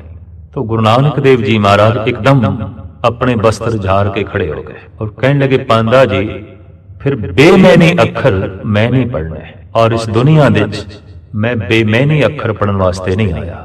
जिस अखर का कोई मकसद नहीं, जिस अखर का कोई अर्थ नहीं, जिस लफ्ज दे कोई मैंने नहीं, वो मैं नहीं पढ़ने। आप जैसे चले ने ते पांदे ने डांट के रोकया, नानक जी गल सुनो, एक अखर का कोई मैना नहीं आता, एक अखर दे कोई अर्थ नहीं आते। सतगुरु देव जी महाराज कहने लगे, जे अर्थ आउंदे होवन ते ऊड़ा भी किसी दिशा की प्रेरणा देंदी है, ऐड़ा भी किसी मार्ग की सूचना देंदा है, सस्सा भी किसी होंद नाल जोड़दा है, ते कक्का भी किसी दुनिया दे पहुंचांदा है। तो हैरान हो गया पांदा, और वो कहता है ये नामुमकिन है, ऐसा नहीं हो सकता कि एक अखर दे भी कोई मैंने हो, कोई अर्थ हो, लिख के दसो, मैनू दसो। तो मेरे पातशाह ने अपने उस्ताद के सामने पट्टी लिखी है, पांदे दे सामने पट्टी लिखी है, और ये पट्टी गुरु ग्रंथ साहब जी महाराज दे आसा राग के अंदर दर्ज है, और जिसका सिरलेख है आसा मल्ला पहला पट्टी लिखी। गुरु नानक ने तख्ती लिखी, गुरु नानक ने पट्टी लिखी, जिसनू पढ़ के पांदा समाधि दे चला गया। सस्से सोए सृष्ट जिन साजी, सबना कारण एक भया। ऐ पांदे तू सस्से तू ए प्रेरणा क्यों नहीं लेंदा कि उसने ही सारी सृष्टि की साजना की है, वही साजनहार है। सस्से तू ये प्रेरणा लै के साजनहार है, वो सृष्टि का रचयिता है। गुरु ग्रंथ साहब जी महाराज दे आप दी पट्टी है, गुरु अर्जन देव जी महाराज की 52 अखरी है, ते भगत कबीर जी महाराज की 52 अखरी है। एक एक अखर तो परमात्मा की दिशा की प्रेरणा लैनी। जैसे भगत कबीर भी कहते, ओ अंकार आद मैं जाना, लिखे अर मेठे ताए न माना। ऊड़े तो मैं ये प्रेरणा ले कि वो जो ओ अंकार है वो अनादि है, वो मेटिया नहीं जा सकता, वो बनाया नहीं जा सकता, वो आकार तो रहत है। मैं इस ऊड़े तो वो अंकार की प्रेरणा ली है, मैं इस ऊड़े तो वो अंकार दे नाल जुड़िया, और मैनू इस ऊड़े ने एक दा बोध करा दिता है। दरअसल कबीर दा ते ऐसा कहना है, अखर अंदर त्रिभुवन धारे। अखरां दे ही ते 3 लोकां दा ज्ञान है। ते गुरु नानक देव जी महाराज का भी फरमान, अखरी नाम अखरी साला अखरी ज्ञान, गीत गुण गा अखरी लिखण, बोलन बाण अखरां सिर संजोग वखाण। जगत दे सारे संजोग विजोग ज्ञान ध्यान, संगीत गाना बजाना, इहदी सारी विद्या अखरां दे विच है। इस वास्ते गूंगा मनुख ना कवि हो सकता है, ना दार्शनिक हो सकता है, ना संगीतकार हो सकता है। जिंदगी दे हर पहलू दे द्वार गूंगे लई बंद हो जाते हैं, क्योंकि उहदे कोल अखर कोई नहीं। आवाज है, अल्फाज नहीं, धुन ते है पर अक्षर नहीं है। ते अक्षरां दे नाल ही ते जगत दा ज्ञान दिता जांदा है और लिता जांदा है। इस वास्ते गुरु बाबा ते दावे नाल कहंदे ने, अखरी नाम अखरी साला अखरी ज्ञान, गीत गुण गा। अखरां विच गीत होवे, अखरां विच ज्ञान होवे, ते अखरां दे बोध नाल परमात्मा दा बोध मिले। वो अखर बेमैनी नहीं हो सकते। एक एक अखर दे कुछ मैन है, एक एक अखर किसी दिशा की प्रेरणा है, और एक एक अखर दे विच अमृत रस भरिया होया है। अगर अखरां दा बोध होवे, उस तख्ती नूं पढ़ के, उस पट्टी नूं पढ़ के, गुरु नानक दी बांह पकड़ के पांदा पिता कल्याण दास जी पास आया और आखण लगा, पटवारी जी, मेहता जी, थोड़े इस बालक नूं मैं नहीं पढ़ा सकता, और हकीकत यह है, सच्चाई ये है, ये जगत विच पढ़न वास्ते नहीं आया, पढ़ाण वास्ते आया है। ये कुछ समझण लई नहीं आया, ये समझाण लई आया है। जन्मां जन्मांतरां दे बंद द्वार अज इसने मेरे खोल दिते ने। अज मेरे द्वार, मेरे कपाट खुल गए ने। अज मैनू हकीकत का बोध होया है। मैं बहुत कुछ पढ़ाया है, बहुत कुछ पढ़ाया है, पर अफसोस मैं तो एक अखर भी नहीं पढ़िया। पर अज ये जो मेरे कोल बालक पढ़न आया है, इन्हें मैनू बहुत कुछ पढ़ा दिता, एक अखर विच बहुत कुछ पढ़ा दिता, बहुत सारा बोध करा दिता, बहुत सारा ज्ञान करा दिता। तो साहिब श्री गुरु नानक देव जी महाराज नूं जद इस ढंग नाल पांदा नहीं पढ़ा सकिया, तो मजबूर होके पिता कल्याण दास जी ने मौलवी पास बिठाया। आख्या, मौलवी साहब तुसी पर्शियन पढ़ाओ, इन्हां नूं फारसी पढ़ाओ। तां गुरु नानक दा उत्थे भी यही प्रश्न सी। मौलवी साहब ਅਲਫ ਦੇ ਮਾਇਨੇ ਦੱਸੋ, ਅਲਫ ਦੇ ਅਰਥ ਦੱਸੋ। ਤੇ ਮੌਲਵੀ ਨੇ ਸਿਰ ਠੋਕ ਕੇ ਕਹਿ ਦਿੱਤਾ, ਅਲਫ ਇਹਦੇ ਕੋਈ ਮਾਇਨੇ ਨਹੀਂ। ਤਾਂ ਗੁਰੂ ਨਾਨਕ ਦੇਵ ਜੀ ਮਹਾਰਾਜ ਕਹਿਣ ਲੱਗੇ, ਅਲਫ ਤੇ ਆਪਣੇ ਵਿੱਚ ਅੱਲਾ ਨੂੰ ਛੁਪਾਈ ਬੈਠੇ। ਜੋ ਅਲਫ ਦਾ ਉਚਾਰਨ ਨਹੀਂ ਕਰ ਸਕਦਾ ਉਹ ਅੱਲਾ ਦਾ ਉਚਾਰਨ ਕਿਸ ਤਰ੍ਹਾਂ ਕਰੇਗਾ? ਤੇ ਜੋ ਅੱਲਾ ਦਾ ਉਚਾਰਨ ਨਹੀਂ ਕਰ ਸਕਦਾ ਉਹ ਅੱਲਾ ਨਾਲ ਜੁੜੇਗਾ ਕਿਸ ਤਰ੍ਹਾਂ? ਅੱਲਾ ਨੂੰ ਸਮਝੇਗਾ ਕਿਸ ਤਰ੍ਹਾਂ? ਤਾਂ ਅਲਫ ਤੇ ਕਿਸੇ ਮਾਰਗ ਦੀ ਪ੍ਰੇਰਣਾ ਹੈ, ਅਲਫ ਤੇ ਕਿਸੇ ਨਾਲ ਜੁੜਨ ਦਾ ਬਹਾਨਾ ਹੈ, ਅਲਫ ਤੇ ਕਿਸੇ ਮੰਜ਼ਿਲੇ ਮਕਸੂਦ ਤੱਕ ਪਹੁੰਚਣ ਦਾ ਇੱਕ ਸਹਾਰਾ ਹੈ। ਗੁਰੂ ਨਾਨਕ ਨੇ ਇਹ ਬਚਨ ਇਤਨੇ ਬਿਸਮਾਦੀ ਰੰਗ ਵਿੱਚ ਕਹੇ, ਇਤਨੀ ਇਕਾਗਰਤਾ ਵਿੱਚ ਕਹੇ, ਇਤਨੀ ਮਸਤੀ ਵਿੱਚ ਕਹੇ ਕਿ ਹੰਕਾਰੀ ਮੌਲਵੀ ਦਾ ਮਸਤਕ ਝੁਕ ਗਿਆ। ਔਰ ਆਪ ਨੇ ਗੁਰੂ ਨਾਨਕ ਦੀ ਕਦਮਬੋਸੀ ਕੀਤੀ, ਆਖਿਆ ਹਾਂ ਇਹ ਅਲਫ ਤੇ ਅੱਲਾ ਦਾ ਹੀ ਸੂਚਕ ਹੈ, ਇਹ ਅੱਲਾ ਹੀ ਅਲਫ ਦੇ ਸਮਾਇਆ ਹੋਇਆ ਹੈ ਤੇ ਇਹ ਅਲਫ ਹੀ ਅੱਲਾ ਨੂੰ ਪ੍ਰਗਟ ਕਰਦਾ ਹੈ। ਜਦ ਪਿਤਾ ਕਾਲੂ ਮਾਯੂਸ ਹੋਏ ਇਸ ਗੱਲ ਤੋਂ, ਇਹ ਮੌਲਵੀ ਨੇ ਔਰ ਪਾਂਦੇ ਨੇ ਗੁਰੂ ਨਾਨਕ ਨੂੰ ਪੜਾਇਆ ਨਹੀਂ, ਤਾਂ ਆਪ ਨੇ ਸਵੈਮ ਕੋਸ਼ਿਸ਼ ਕੀਤੀ ਕਿ ਅਸੀਂ ਗੁਰੂ ਨਾਨਕ ਦੇਵ ਜੀ ਮਹਾਰਾਜ ਨੂੰ ਕੁਝ ਦੱਸੀਏ। ਪਰ ਜਿਤਨਾ ਪਿਤਾ ਕਾਲੂ ਜੀ ਜਗਤ ਬਾਰੇ ਦੱਸਦੇ ਨੇ, ਉਤਨਾ ਗੁਰੂ ਨਾਨਕ ਦੇਵ ਜੀ ਜਗਤ ਦੇ ਕਰਤੇ ਬਾਰੇ ਗੱਲ ਕਰਦੇ ਨੇ। ਜਿਤਨਾ ਪਿਤਾ ਕਾਲੂ ਸੰਸਾਰ ਦੀ ਗੱਲ ਕਰਦਾ ਹੈ, ਉਸ ਤੋਂ ਵੱਧ ਕਈ ਗੁਣਾ ਗੁਰੂ ਨਾਨਕ ਦੇਵ ਜੀ ਮਹਾਰਾਜ ਨਿਰੰਕਾਰ ਦੀ ਗੱਲ ਕਰਨ। ਜਿਤਨੀ ਗੱਲ ਪਿਤਾ ਕਾਲੂ ਵਪਾਰ ਦੀ ਕਰੇ, ਸਾਹਿਬ ਸ੍ਰੀ ਗੁਰੂ ਨਾਨਕ ਦੇਵ ਜੀ ਮਹਾਰਾਜ ਉਤਨੀ ਹੀ ਗੱਲ ਕਰਤਾਰ ਦੀ ਕਰਨ। ਵਪਾਰ ਤੇ ਕਰਤਾਰ ਦਾ ਤਾਲਮੇਲ ਨਾ ਬੈਠੇ, ਸੰਸਾਰ ਤੇ ਨਿਰੰਕਾਰ ਦਾ ਤਾਲਮੇਲ ਨਾ ਬੈਠੇ, ਔਰ ਇਸ ਤਾਲਮੇਲ ਨਾ ਬੈਠਣ ਕਰਕੇ ਪਿਤਾ ਤੇ ਪੁੱਤਰ ਦਾ ਵੀ ਤਾਲਮੇਲ ਨਾ ਬੈਠੇ, ਔਰ ਪਿਤਾ ਔਖਾ ਹੀ ਰਿਹਾ। ਜੈਸੇ ਜਗਤ ਦੇ ਰਹਿਬਰੀ ਪੁਰਸ਼ਾਂ ਤੋਂ ਮਾਂ-ਬਾਪ ਔਖੇ ਰਹੇ ਨੇ, ਉਂਝ ਵੀ ਸਿਆਣੇ ਕਹਿੰਦੇ ਨੇ ਕਿ ਮਹਾਪੁਰਸ਼ਾਂ ਤੋਂ ਗਾਲਬਨ ਤਿੰਨ ਲੋਕ ਫਾਇਦਾ ਨਹੀਂ ਉਠਾ ਸਕਦੇ। ਪ੍ਰਥਮ ਮਾਂ-ਬਾਪ, ਦੂਸਰੇ ਸ਼ਰੀਕ ਔਰ ਤੀਸਰੇ ਦੁਸ਼ਮਣ। ਇਹ ਮਹਾਪੁਰਸ਼ ਨੂੰ ਬਹੁਤ ਨੇੜਿਓਂ ਨਹੀਂ ਵੇਖ ਸਕਦੇ ਔਰ ਨਾ ਹੀ ਜੋ ਹੈ ਸਮਝ ਸਕਦੇ ਨੇ। ਇਸ ਵਾਸਤੇ ਉਹ ਉੱਪਰੋਂ ਵੇਖਦੇ ਨੇ ਤੇ ਦੂਰੀ ਬਣੀ ਰਹਿੰਦੀ ਹੈ, ਸੰਬੰਧ ਨਹੀਂ ਜੁੜਦਾ।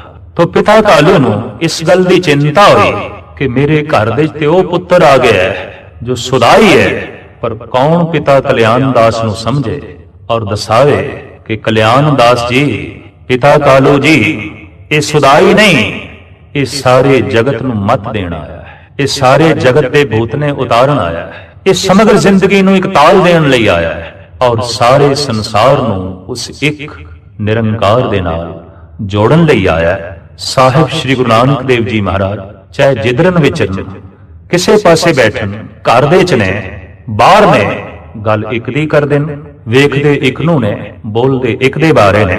ਔਰ ਨਾਨਕ ਨਾਮ ਬੜਾ ਖੂਬ ਹੈ, ਨਾ ਅਨੇਕ ਜਿਹਦੇ ਚ ਅਨੇਕਤਾ ਨਹੀਂ, ਜੋ ਇੱਕ ਨਾਲ ਜੁੜਿਆ ਹੈ, ਇੱਕ ਦੀ ਗੱਲ ਕਰਦਾ ਹੈ, ਇੱਕ ਦੇ ਚ ਲੀਨ ਹੈ ਔਰ ਇੱਕ ਦੇ ਚ ਲੀਨ ਹੋ ਕੇ ਜੋ ਆਨੰਦ ਮਾਣਦਾ ਹੈ ਔਰ ਸਮੁੱਚੇ ਜਗਤ ਨੂੰ ਜੋ ਇੱਕ ਨਾਲ ਜੋੜਦਾ ਹੈ, ਉਸੇ ਦਾ ਹੀ ਨਾਂ ਹੈ ਨਾਨਕ। ਤੇ ਪਿਆਰ ਨਾਲ ਸਿੱਖ ਜਗਤ ਨੇ ਆਖਿਆ, ਧੰਨ ਗੁਰੂ ਨਾਨਕ, ਗੁਰੂ ਬਾਬਾ ਨਾਨਕ, ਧੰਨ ਗੁਰੂ ਨਾਨਕ। ਗੁਰੂ ਨਾਨਕ ਦੇਵ ਜੀ ਮਹਾਰਾਜ ਦੀ ਜ਼ਿੰਦਗੀ ਦਾ ਬਹੁ ਪੱਖ ਦਾ ਜੋ ਅਧਿਐਨ ਹੋਇਆ, ਹਰ ਪੱਖ ਆਪ ਦਾ ਸੰਪੂਰਨ ਹੈ, ਮਹਾਨ ਹੈ ਔਰ ਮੁਕੰਮਲ ਹੈ। ਪੂਰਨ ਪੁਰਖ ਉਸੇ ਨੂੰ ਹੀ ਕਹਿੰਦੇ ਨੇ ਜੋ ਧਾਰਮਿਕ ਤੌਰ ਤੇ ਮੁਕੰਮਲ ਹੋਵੇ, ਸਮਾਜਿਕ ਤੌਰ ਤੇ ਮੁਕੰਮਲ ਹੋਵੇ ਔਰ ਨੈਤਿਕ ਤੌਰ ਤੇ ਪੂਰਨ ਹੋਵੇ। ਅਕਸਰ ਐਸਾ ਦੇਖਿਆ ਗਿਆ ਹੈ ਕਿ ਜਗਤ ਦੇ ਕੁਝ ਮਹਾਨ ਮਨੁੱਖ, ਪੂਰਨ ਤੇ ਮੈਂ ਨਹੀਂ ਕਵਾਂਗਾ, ਮਹਾਨ ਮਨੁੱਖ, ਕਿਉਂ ਕਿ ਉਹ ਧਾਰਮਿਕ ਪਹਿਲੂ ਤੇ ਮੁਕੰਮਲ ਸਨ, ਲੇਕਿਨ ਸਮਾਜਿਕ ਤੌਰ ਤੇ ਬਿਲਕੁਲ ਟੁੱਟੇ ਹੋਏ, ਆਰਥਿਕ ਦੁਨੀਆ ਨੂੰ ਬਿਲਕੁਲ ਛੱਡ ਗਏ, ਨੈਤਿਕ ਦੁਨੀਆ ਨਾਲ ਦੂਰ ਦਾ ਵੀ ਸੰਬੰਧ ਨਾ ਰੱਖਿਆ, ਜਿਸ ਦਾ ਜ਼ਿਕਰ ਭਾਈ ਗੁਰਦਾਸ ਜੀ ਇਸ ਤਰ੍ਹਾਂ ਕਰਦੇ ਨੇ ਕਿ ਸਿੱਧ ਛਪ ਬੈਠੇ ਪਰਬਤੀ, ਕੌਣ ਜਗਤ ਕੋ ਪਾਰ ਉਤਾਰਾ। ਸਿੱਧ ਪੁਰਸ਼ ਤੋਂ ਮੁਰਾਦ ਉਹ ਸਿੱਧ ਜੋ ਗੱਲ ਨੂੰ ਸਮਝਦੇ ਨੇ, ਜੀਵਨ ਨੂੰ ਸਮਝਦੇ ਨੇ, ਜੀਵਨ ਦੀ ਬਾਰੀਕੀਆਂ ਵਿੱਚ ਜਿਨ੍ਹਾਂ ਨੇ ਬਹੁਤ ਝਾਤ ਮਾਰੀ ਹੈ ਤੇ ਜਿਨ੍ਹਾਂ ਨੂੰ ਅਸਲੀਅਤ ਦਾ ਪਤਾ ਹੈ, ਜੀਵਨ ਦਾ ਪਤਾ ਹੈ। ਅਗਰ ਉਹੀ ਜ਼ਿੰਦਗੀ ਤੋਂ ਕਿਨਾਰਾ ਕਸ਼ ਹੋ ਕੇ ਤੇ ਪਹਾੜਾਂ ਦੀ ਕੰਦਰਾਂ ਦੇ ਜਾ ਬੈਠਣ ਤਾਂ ਕਿਸੇ ਹੱਦ ਤੱਕ ਮਨੁੱਖ ਦੀ ਜ਼ਿੰਦਗੀ ਤੇ ਕੰਦਰ ਹੀ ਬਣ ਕੇ ਰਹਿ ਜਾਏਗੀ। ਮਨੁੱਖਤਾ ਕੇਵਲ ਪਹਾੜਾਂ ਦੀਆਂ ਕੰਦਰਾਂ ਹੀ ਬਣ ਕੇ ਰਹਿ ਜਾਏਗੀ। ਹੂ ਬਹੂ ਗੁਰੂ ਨਾਨਕ ਦੇਵ ਜੀ ਮਹਾਰਾਜ ਦੇ ਵਕਤ ਇਹੀ ਹਾਲਤ ਸੀ। ਸਾਹਿਬ ਸ੍ਰੀ ਗੁਰੂ ਨਾਨਕ ਦੇਵ ਜੀ ਮਹਾਰਾਜ ਨੇ ਸੰਸਾਰ ਦੀ ਖਾਤਰ ਨਿਰੰਕਾਰ ਨਹੀਂ ਛੱਡਿਆ ਔਰ ਨਿਰੰਕਾਰ ਦੀ ਖਾਤਰ ਸੰਸਾਰ ਨਹੀਂ ਛੱਡਿਆ। ਅਕਸਰ ਐਸਾ ਦੇਖਿਆ ਗਿਆ ਹੈ, ਇੱਕ ਮਨੁੱਖ ਧਨ ਦੀ ਖਾਤਰ ਧਰਮ ਛੱਡ ਦਿੰਦਾ ਹੈ, ਦੂਜਾ ਮਨੁੱਖ ਧਰਮ ਦੀ ਖਾਤਰ ਧਨ ਛੱਡ ਦਿੰਦਾ ਹੈ। ਪਰ ਗੁਰੂ ਨਾਨਕ ਦੇਵ ਜੀ ਮਹਾਰਾਜ ਨੇ ਦੋਹਾਂ ਨੂੰ ਕਬੂਲ ਕੀਤਾ ਔਰ ਆਖਿਆ, ਧਨ ਲੋਕ ਦੀ ਖੁਸ਼ੀ ਹੈ, ਧਰਮ ਪਰਲੋਕ ਦੀ ਖੁਸ਼ੀ ਹੈ। ਧਨ ਤੋਂ ਬਿਨਾ ਸੰਸਾਰ ਵਿੱਚ ਵਿਚਰਨਾ ਔਖਾ ਹੈ ਔਰ ਧਰਮ ਤੋਂ ਬਿਨਾ ਅਧਿਆਤਮਿਕ ਆਨੰਦ ਮਾਣਨਾ ਬਹੁਤ ਔਖਾ ਹੈ। ਤਾਂ ਪੂਰਨ ਮਨੁੱਖ ਵੀ ਉਹੀ ਹੈ ਜਿਹਦੇ ਕੋਲ ਲੋਕਲ ਜ਼ਿੰਦਗੀ ਸੰਪੂਰਨ ਹੈ ਤੇ ਜਿਹਦੇ ਕੋਲ ਪਰਲੋਕ ਦਾ ਆਨੰਦ ਵੀ ਸੰਪੂਰਨ ਤੌਰ ਤੇ ਮੌਜੂਦ ਹੈ। ਸਾਹਿਬ ਸ੍ਰੀ ਗੁਰੂ ਨਾਨਕ ਦੇਵ ਜੀ ਮਹਾਰਾਜ ਤੋਂ ਸਾਹਿਬ ਸ੍ਰੀ ਗੁਰੂ ਨਾਨਕ ਦੇਵ ਜੀ ਮਹਾਰਾਜ ਬਚਪਨ ਤੋਂ ਹੀ ਇਹੀ ਸੂਝ-ਬੂਝ ਅਕਾਲ ਪੁਰਖ ਪਰਿਪੂਰਨ ਪ੍ਰਮਾਤਮਾ ਤੋਂ ਲੈ ਕੇ ਆਏ। ਇਸ ਲਈ ਬਚਪਨ ਵਿੱਚ ਵੀ ਆਪ ਦੀ ਇਹ ਸੁਰਤ ਰਹੀ। ਸਹਿਜੇ ਸਹਿਜੇ ਜਦ ਆਪ ਵੱਡੇ ਹੋਏ ਤੇ ਵੱਡੇ ਹੁੰਦਿਆਂ ਧਾਰਮਿਕ ਬਿਰਤੀਆਂ ਵੀ ਆਪ ਦੀਆਂ ਵੱਡੀਆਂ ਹੋਈਆਂ, ਨੈਤਿਕ ਬਿਰਤੀਆਂ ਵੀ ਆਪ ਦੀਆਂ ਵੱਡੀਆਂ ਹੋਈਆਂ, ਸਮਾਜਿਕ ਸੂਝ ਵੀ ਆਪ ਦੀ ਵੱਡੀ ਹੁੰਦੀ ਗਈ ਤੇ ਜਵਾਨ ਹੁੰਦਿਆਂ ਜੈਸੇ ਕਹਿੰਨ ਜਵਾਨੀ 'ਚ ਜੋਸ਼ ਪ੍ਰਧਾਨ ਹੁੰਦਾ ਹੈ, ਤਾਂ ਜਵਾਨੀ ਦੇ ਨਾਲ ਨਾਲ ਧਰਮ ਦਾ ਜੋਸ਼ ਵੀ ਆਪ ਦੇ ਅੰਦਰ ਪ੍ਰਧਾਨ ਹੋਇਆ। ਇਤਨਾ ਪ੍ਰਧਾਨ ਕਿ ਆਪ ਕਿਰਤ ਕਰ ਰਹੇ ਨੇ, ਮੋਦੀ ਖਾਨਾ ਚਲਾ ਰਹੇ ਨੇ, ਦਿਨ ਭਰ ਆਪ ਰਸਦ ਦਿੰਦੇ ਨੇ ਨਵਾਬ ਦੇ ਨੌਕਰਾਂ ਨੂੰ ਔਰ ਪ੍ਰਜਾ ਨੂੰ। ਇੱਕ ਦਿਨ ਐਸਾ ਹੋਇਆ, ਧਰਮ ਦੇ ਜੋਸ਼ ਨੇ ਸੁਰਤ ਨੂੰ ਇਤਨਾ ਉੱਚਾ ਕੀਤਾ, 1 ਗਿਣਿਆ, 2 ਗਿਣਿਆ, 3 ਗਿਣਿਆ, 11, 12 ਤੇ ਜਦ 13 ਦਾ ਹਿੰਸਾ ਜ਼ਬਾਨ ਤੋਂ ਨਿਕਲਿਆ ਤਾਂ ਸੁਰਤ ਤੇਰੇ ਵਿੱਚ ਹੀ ਲੀਨ ਰਹਿ ਗਈ। 13 ਤੋਂ ਬਾਅਦ ਅੱਗੇ ਨਹੀਂ ਜਾ ਸਕੇ। ਤੇਰਾ ਤੇਰਾ ਸਭ ਕੁਝ ਤੇਰਾ, ਤੇਰਾ ਤੇਰਾ, ਇਸੇ ਹੀ ਧੁਨ ਵਿੱਚ ਖੋ ਗਏ, ਇਸੇ ਵਿੱਚ ਹੀ ਲੀਨ ਹੋ ਗਏ। ਕਿਰਤ ਕਰਦਿਆਂ ਕੀਰਤੀ ਨਹੀਂ ਭੁੱਲੇ, ਤੇ ਜੋ ਕਿਰਤ ਕਰਦਿਆਂ ਕੀਰਤੀ ਨਹੀਂ ਭੁੱਲਿਆ ਉਹਦੀ ਕਿਰਤ ਵੀ ਧਰਮ ਹੈ, ਉਹਦੀ ਕਿਰਤ ਵੀ ਬੰਦਗੀ ਹੈ। ਅਕਸਰ ਪੂਰਨ ਪੁਰਖਾਂ ਦਾ ਧੰਦਾ ਵੀ ਧਰਮ ਆਉਂਦਾ ਹੈ, ਪਰ ਅਧੂਰੇ ਮਨੁੱਖਾਂ ਦਾ ਤੇ ਧਰਮ ਵੀ ਧੰਦਾ ਹੁੰਦਾ ਹੈ। ਉਹਨਾਂ ਦੇ ਧਰਮ ਦੇ ਚੋਂ ਵੀ ਸੰਸਾਰ ਦੀ ਬਦਬੂ ਆਉਂਦੀ ਹੈ, ਜਦਕਿ ਪੂਰਨ ਮਨੁੱਖ ਦੇ ਧੰਦੇ ਦੇ ਚੋਂ ਵੀ ਨਿਰੰਕਾਰ ਦੀ ਸੁਗੰਧੀ ਆਉਂਦੀ ਹੈ, ਖੁਸ਼ਬੂ ਆਉਂਦੀ ਹੈ, ਮਹਿਕ ਆਉਂਦੀ ਹੈ। ਤੋ ਸਾਹਿਬ ਸ੍ਰੀ ਗੁਰੂ ਨਾਨਕ ਦੇਵ ਜੀ ਮਹਾਰਾਜ ਜਦ ਇਸ ਢੰਗ ਨਾਲ ਬੈਰਾਗਮਈ ਅਵਸਥਾ ਵਿੱਚ ਆਪਣੀ ਜ਼ਿੰਦਗੀ ਬਤੀਤ ਕਰ ਰਹੇ ਨੇ, ਤੋ ਦੂਰ ਦ੍ਰਿਸ਼ਟੀ ਦੇ ਨਾਲ ਸਮਗਰ ਜਗਤ ਨੂੰ ਵੇਖਿਆ। ਆਪ ਨੂੰ ਜਲਦੀ ਸਭ ਪ੍ਰਿਥਵੀ ਦਿਸ ਆਈ। ਹਰ ਪਾਸੇ ਨੈਤਿਕ ਦੁਨੀਆ ਵਿੱਚ, ਧਾਰਮਿਕ ਦੁਨੀਆ ਵਿੱਚ, ਸਮਾਜਿਕ ਦੁਨੀਆ ਵਿੱਚ, ਆਰਥਿਕ ਦੁਨੀਆ ਵਿੱਚ ਆਪ ਨੂੰ ਅੱਗ ਲੱਗੀ ਹੋਈ ਦਿਖਾਈ ਦਿੱਤੀ। ਨਾਮ ਦੀ ਮਸ਼ਕ ਲੈ ਕੇ ਇਸ ਅੱਗ ਨੂੰ ਬੁਝਾਉਣ ਦਾ ਤਹੀਆ ਆਪ ਨੇ ਸੁਲਤਾਨਪੁਰ ਦੇ 'ਚ ਹੀ ਕੀਤਾ। ਲੰਬੀ ਸੋਚਣੀ ਤੋਂ ਬਾਅਦ ਆਪ ਨੇ ਲੰਬੀਆਂ ਉਦਾਸੀਆਂ ਨੂੰ ਜਨਮ ਦਿੱਤਾ। ਇੱਕ ਇੱਕ ਉਦਾਸੀ 12-12 ਸਾਲ ਦੀ। ਕਈ ਦਫਾ ਪ੍ਰਸ਼ਨ ਖੜਾ ਹੁੰਦਾ ਹੈ ਕਿ ਗੁਰੂ ਨਾਨਕ ਨੇ ਇਤਨਾ ਭਰਮਣ ਕਿਉਂ ਕੀਤਾ। ਇਤਿਹਾਸਕਾਰਾਂ ਦੇ ਕਥਨ ਅਨੁਸਾਰ ਗਾਲਬਨ 82,000 ਮੀਲ ਦਾ ਇਹ ਪੈਦਲ ਸਫ਼ਰ ਬਣਦਾ ਹੈ। ਇਤਨਾ ਭਰਮਣ, ਇਤਨਾ ਦੇਸ਼ ਦੇਸ਼ਾਂਤਰਾਂ ਦਾ ਰਟਨ, ਤੀਰਥਾਂ ਦਾ ਭਰਮਣ, ਸ਼ਹਿਰਾਂ ਦਾ ਭਰਮਣ, ਜੰਗਲ ਤੇ ਬਿਆਬਾਨਾਂ ਦੇ ਸੂਫੀ ਸੰਤਾਂ ਦੇ ਡੇਰਿਆਂ ਵਿੱਚ ਮਹਾਤਮਾ ਲੋਕਾਂ ਦੀ ਸੰਗਤ, ਥਾਂ ਥਾਂ ਤੇ ਆਪ ਨੇ ਭਰਮਣ ਕੀਤਾ ਔਰ ਪਹੁੰਚੇ ਨੇ। ਇੱਕ ਸਵਾਲ ਖੜਾ ਹੁੰਦਾ ਹੈ, ਇਤਨਾ ਭਰਮਣ ਗੁਰੂ ਨਾਨਕ ਨੇ ਕਿਉਂ ਕੀਤਾ? ਤੋ ਇਸ ਪ੍ਰਸ਼ਨ ਦਾ ਇੱਕੋ ਇੱਕ ਉੱਤਰ ਹੈ ਕਿ ਗੁਰੂ ਨਾਨਕ ਦੇ ਅੰਦਰ ਇੱਕ ਦੁੱਖ ਸੀ, ਇੱਕ ਤੜਪ ਸੀ। ਤਰਕ ਖੜੀ ਹੋਵੇਗੀ, ਜਿਹਦੇ ਅੰਦਰ ਦੁੱਖ ਸੀ ਉਹ ਜਗਤ ਨੂੰ ਕੀ ਦੇ ਸਕਦਾ ਹੈ? ਜਿਸ ਦੇ ਅੰਦਰ ਤੜਪ ਸੀ ਉਹਨੇ ਸੰਸਾਰ ਨੂੰ ਕੀ ਦੇਣਾ ਹੈ? ਪਰ ਇਸ ਦਾ ਇੱਕ ਉੱਤਰ ਹੈ। ਮਸਲਨ ਬੱਚਾ ਬਿਮਾਰ ਹੈ, ਰਾਤ ਦਾ ਵਕਤ ਹੈ ਔਰ ਤਾਪ ਕਰਕੇ, ਬੁਖਾਰ ਕਰਕੇ ਬੱਚਾ ਬੇਚੈਨ ਹੈ, ਪਰ ਕੋਲ ਬੈਠੀ ਮਾਂ ਵੀ ਬੇਚੈਨ ਹੈ। ਬੱਚਾ ਤਾਪ ਕਰਕੇ ਦੁਖੀ ਹੈ ਪਰ ਮਾਂ ਵੀ ਦੁਖੀ ਹੈ। ਬੱਚਾ ਤਾਪ ਕਰਕੇ ਸੋ ਨਹੀਂ ਰਿਹਾ ਪਰ ਨੀਂਦ ਮਾਂ ਨੂੰ ਵੀ ਨਹੀਂ ਆ ਰਹੀ।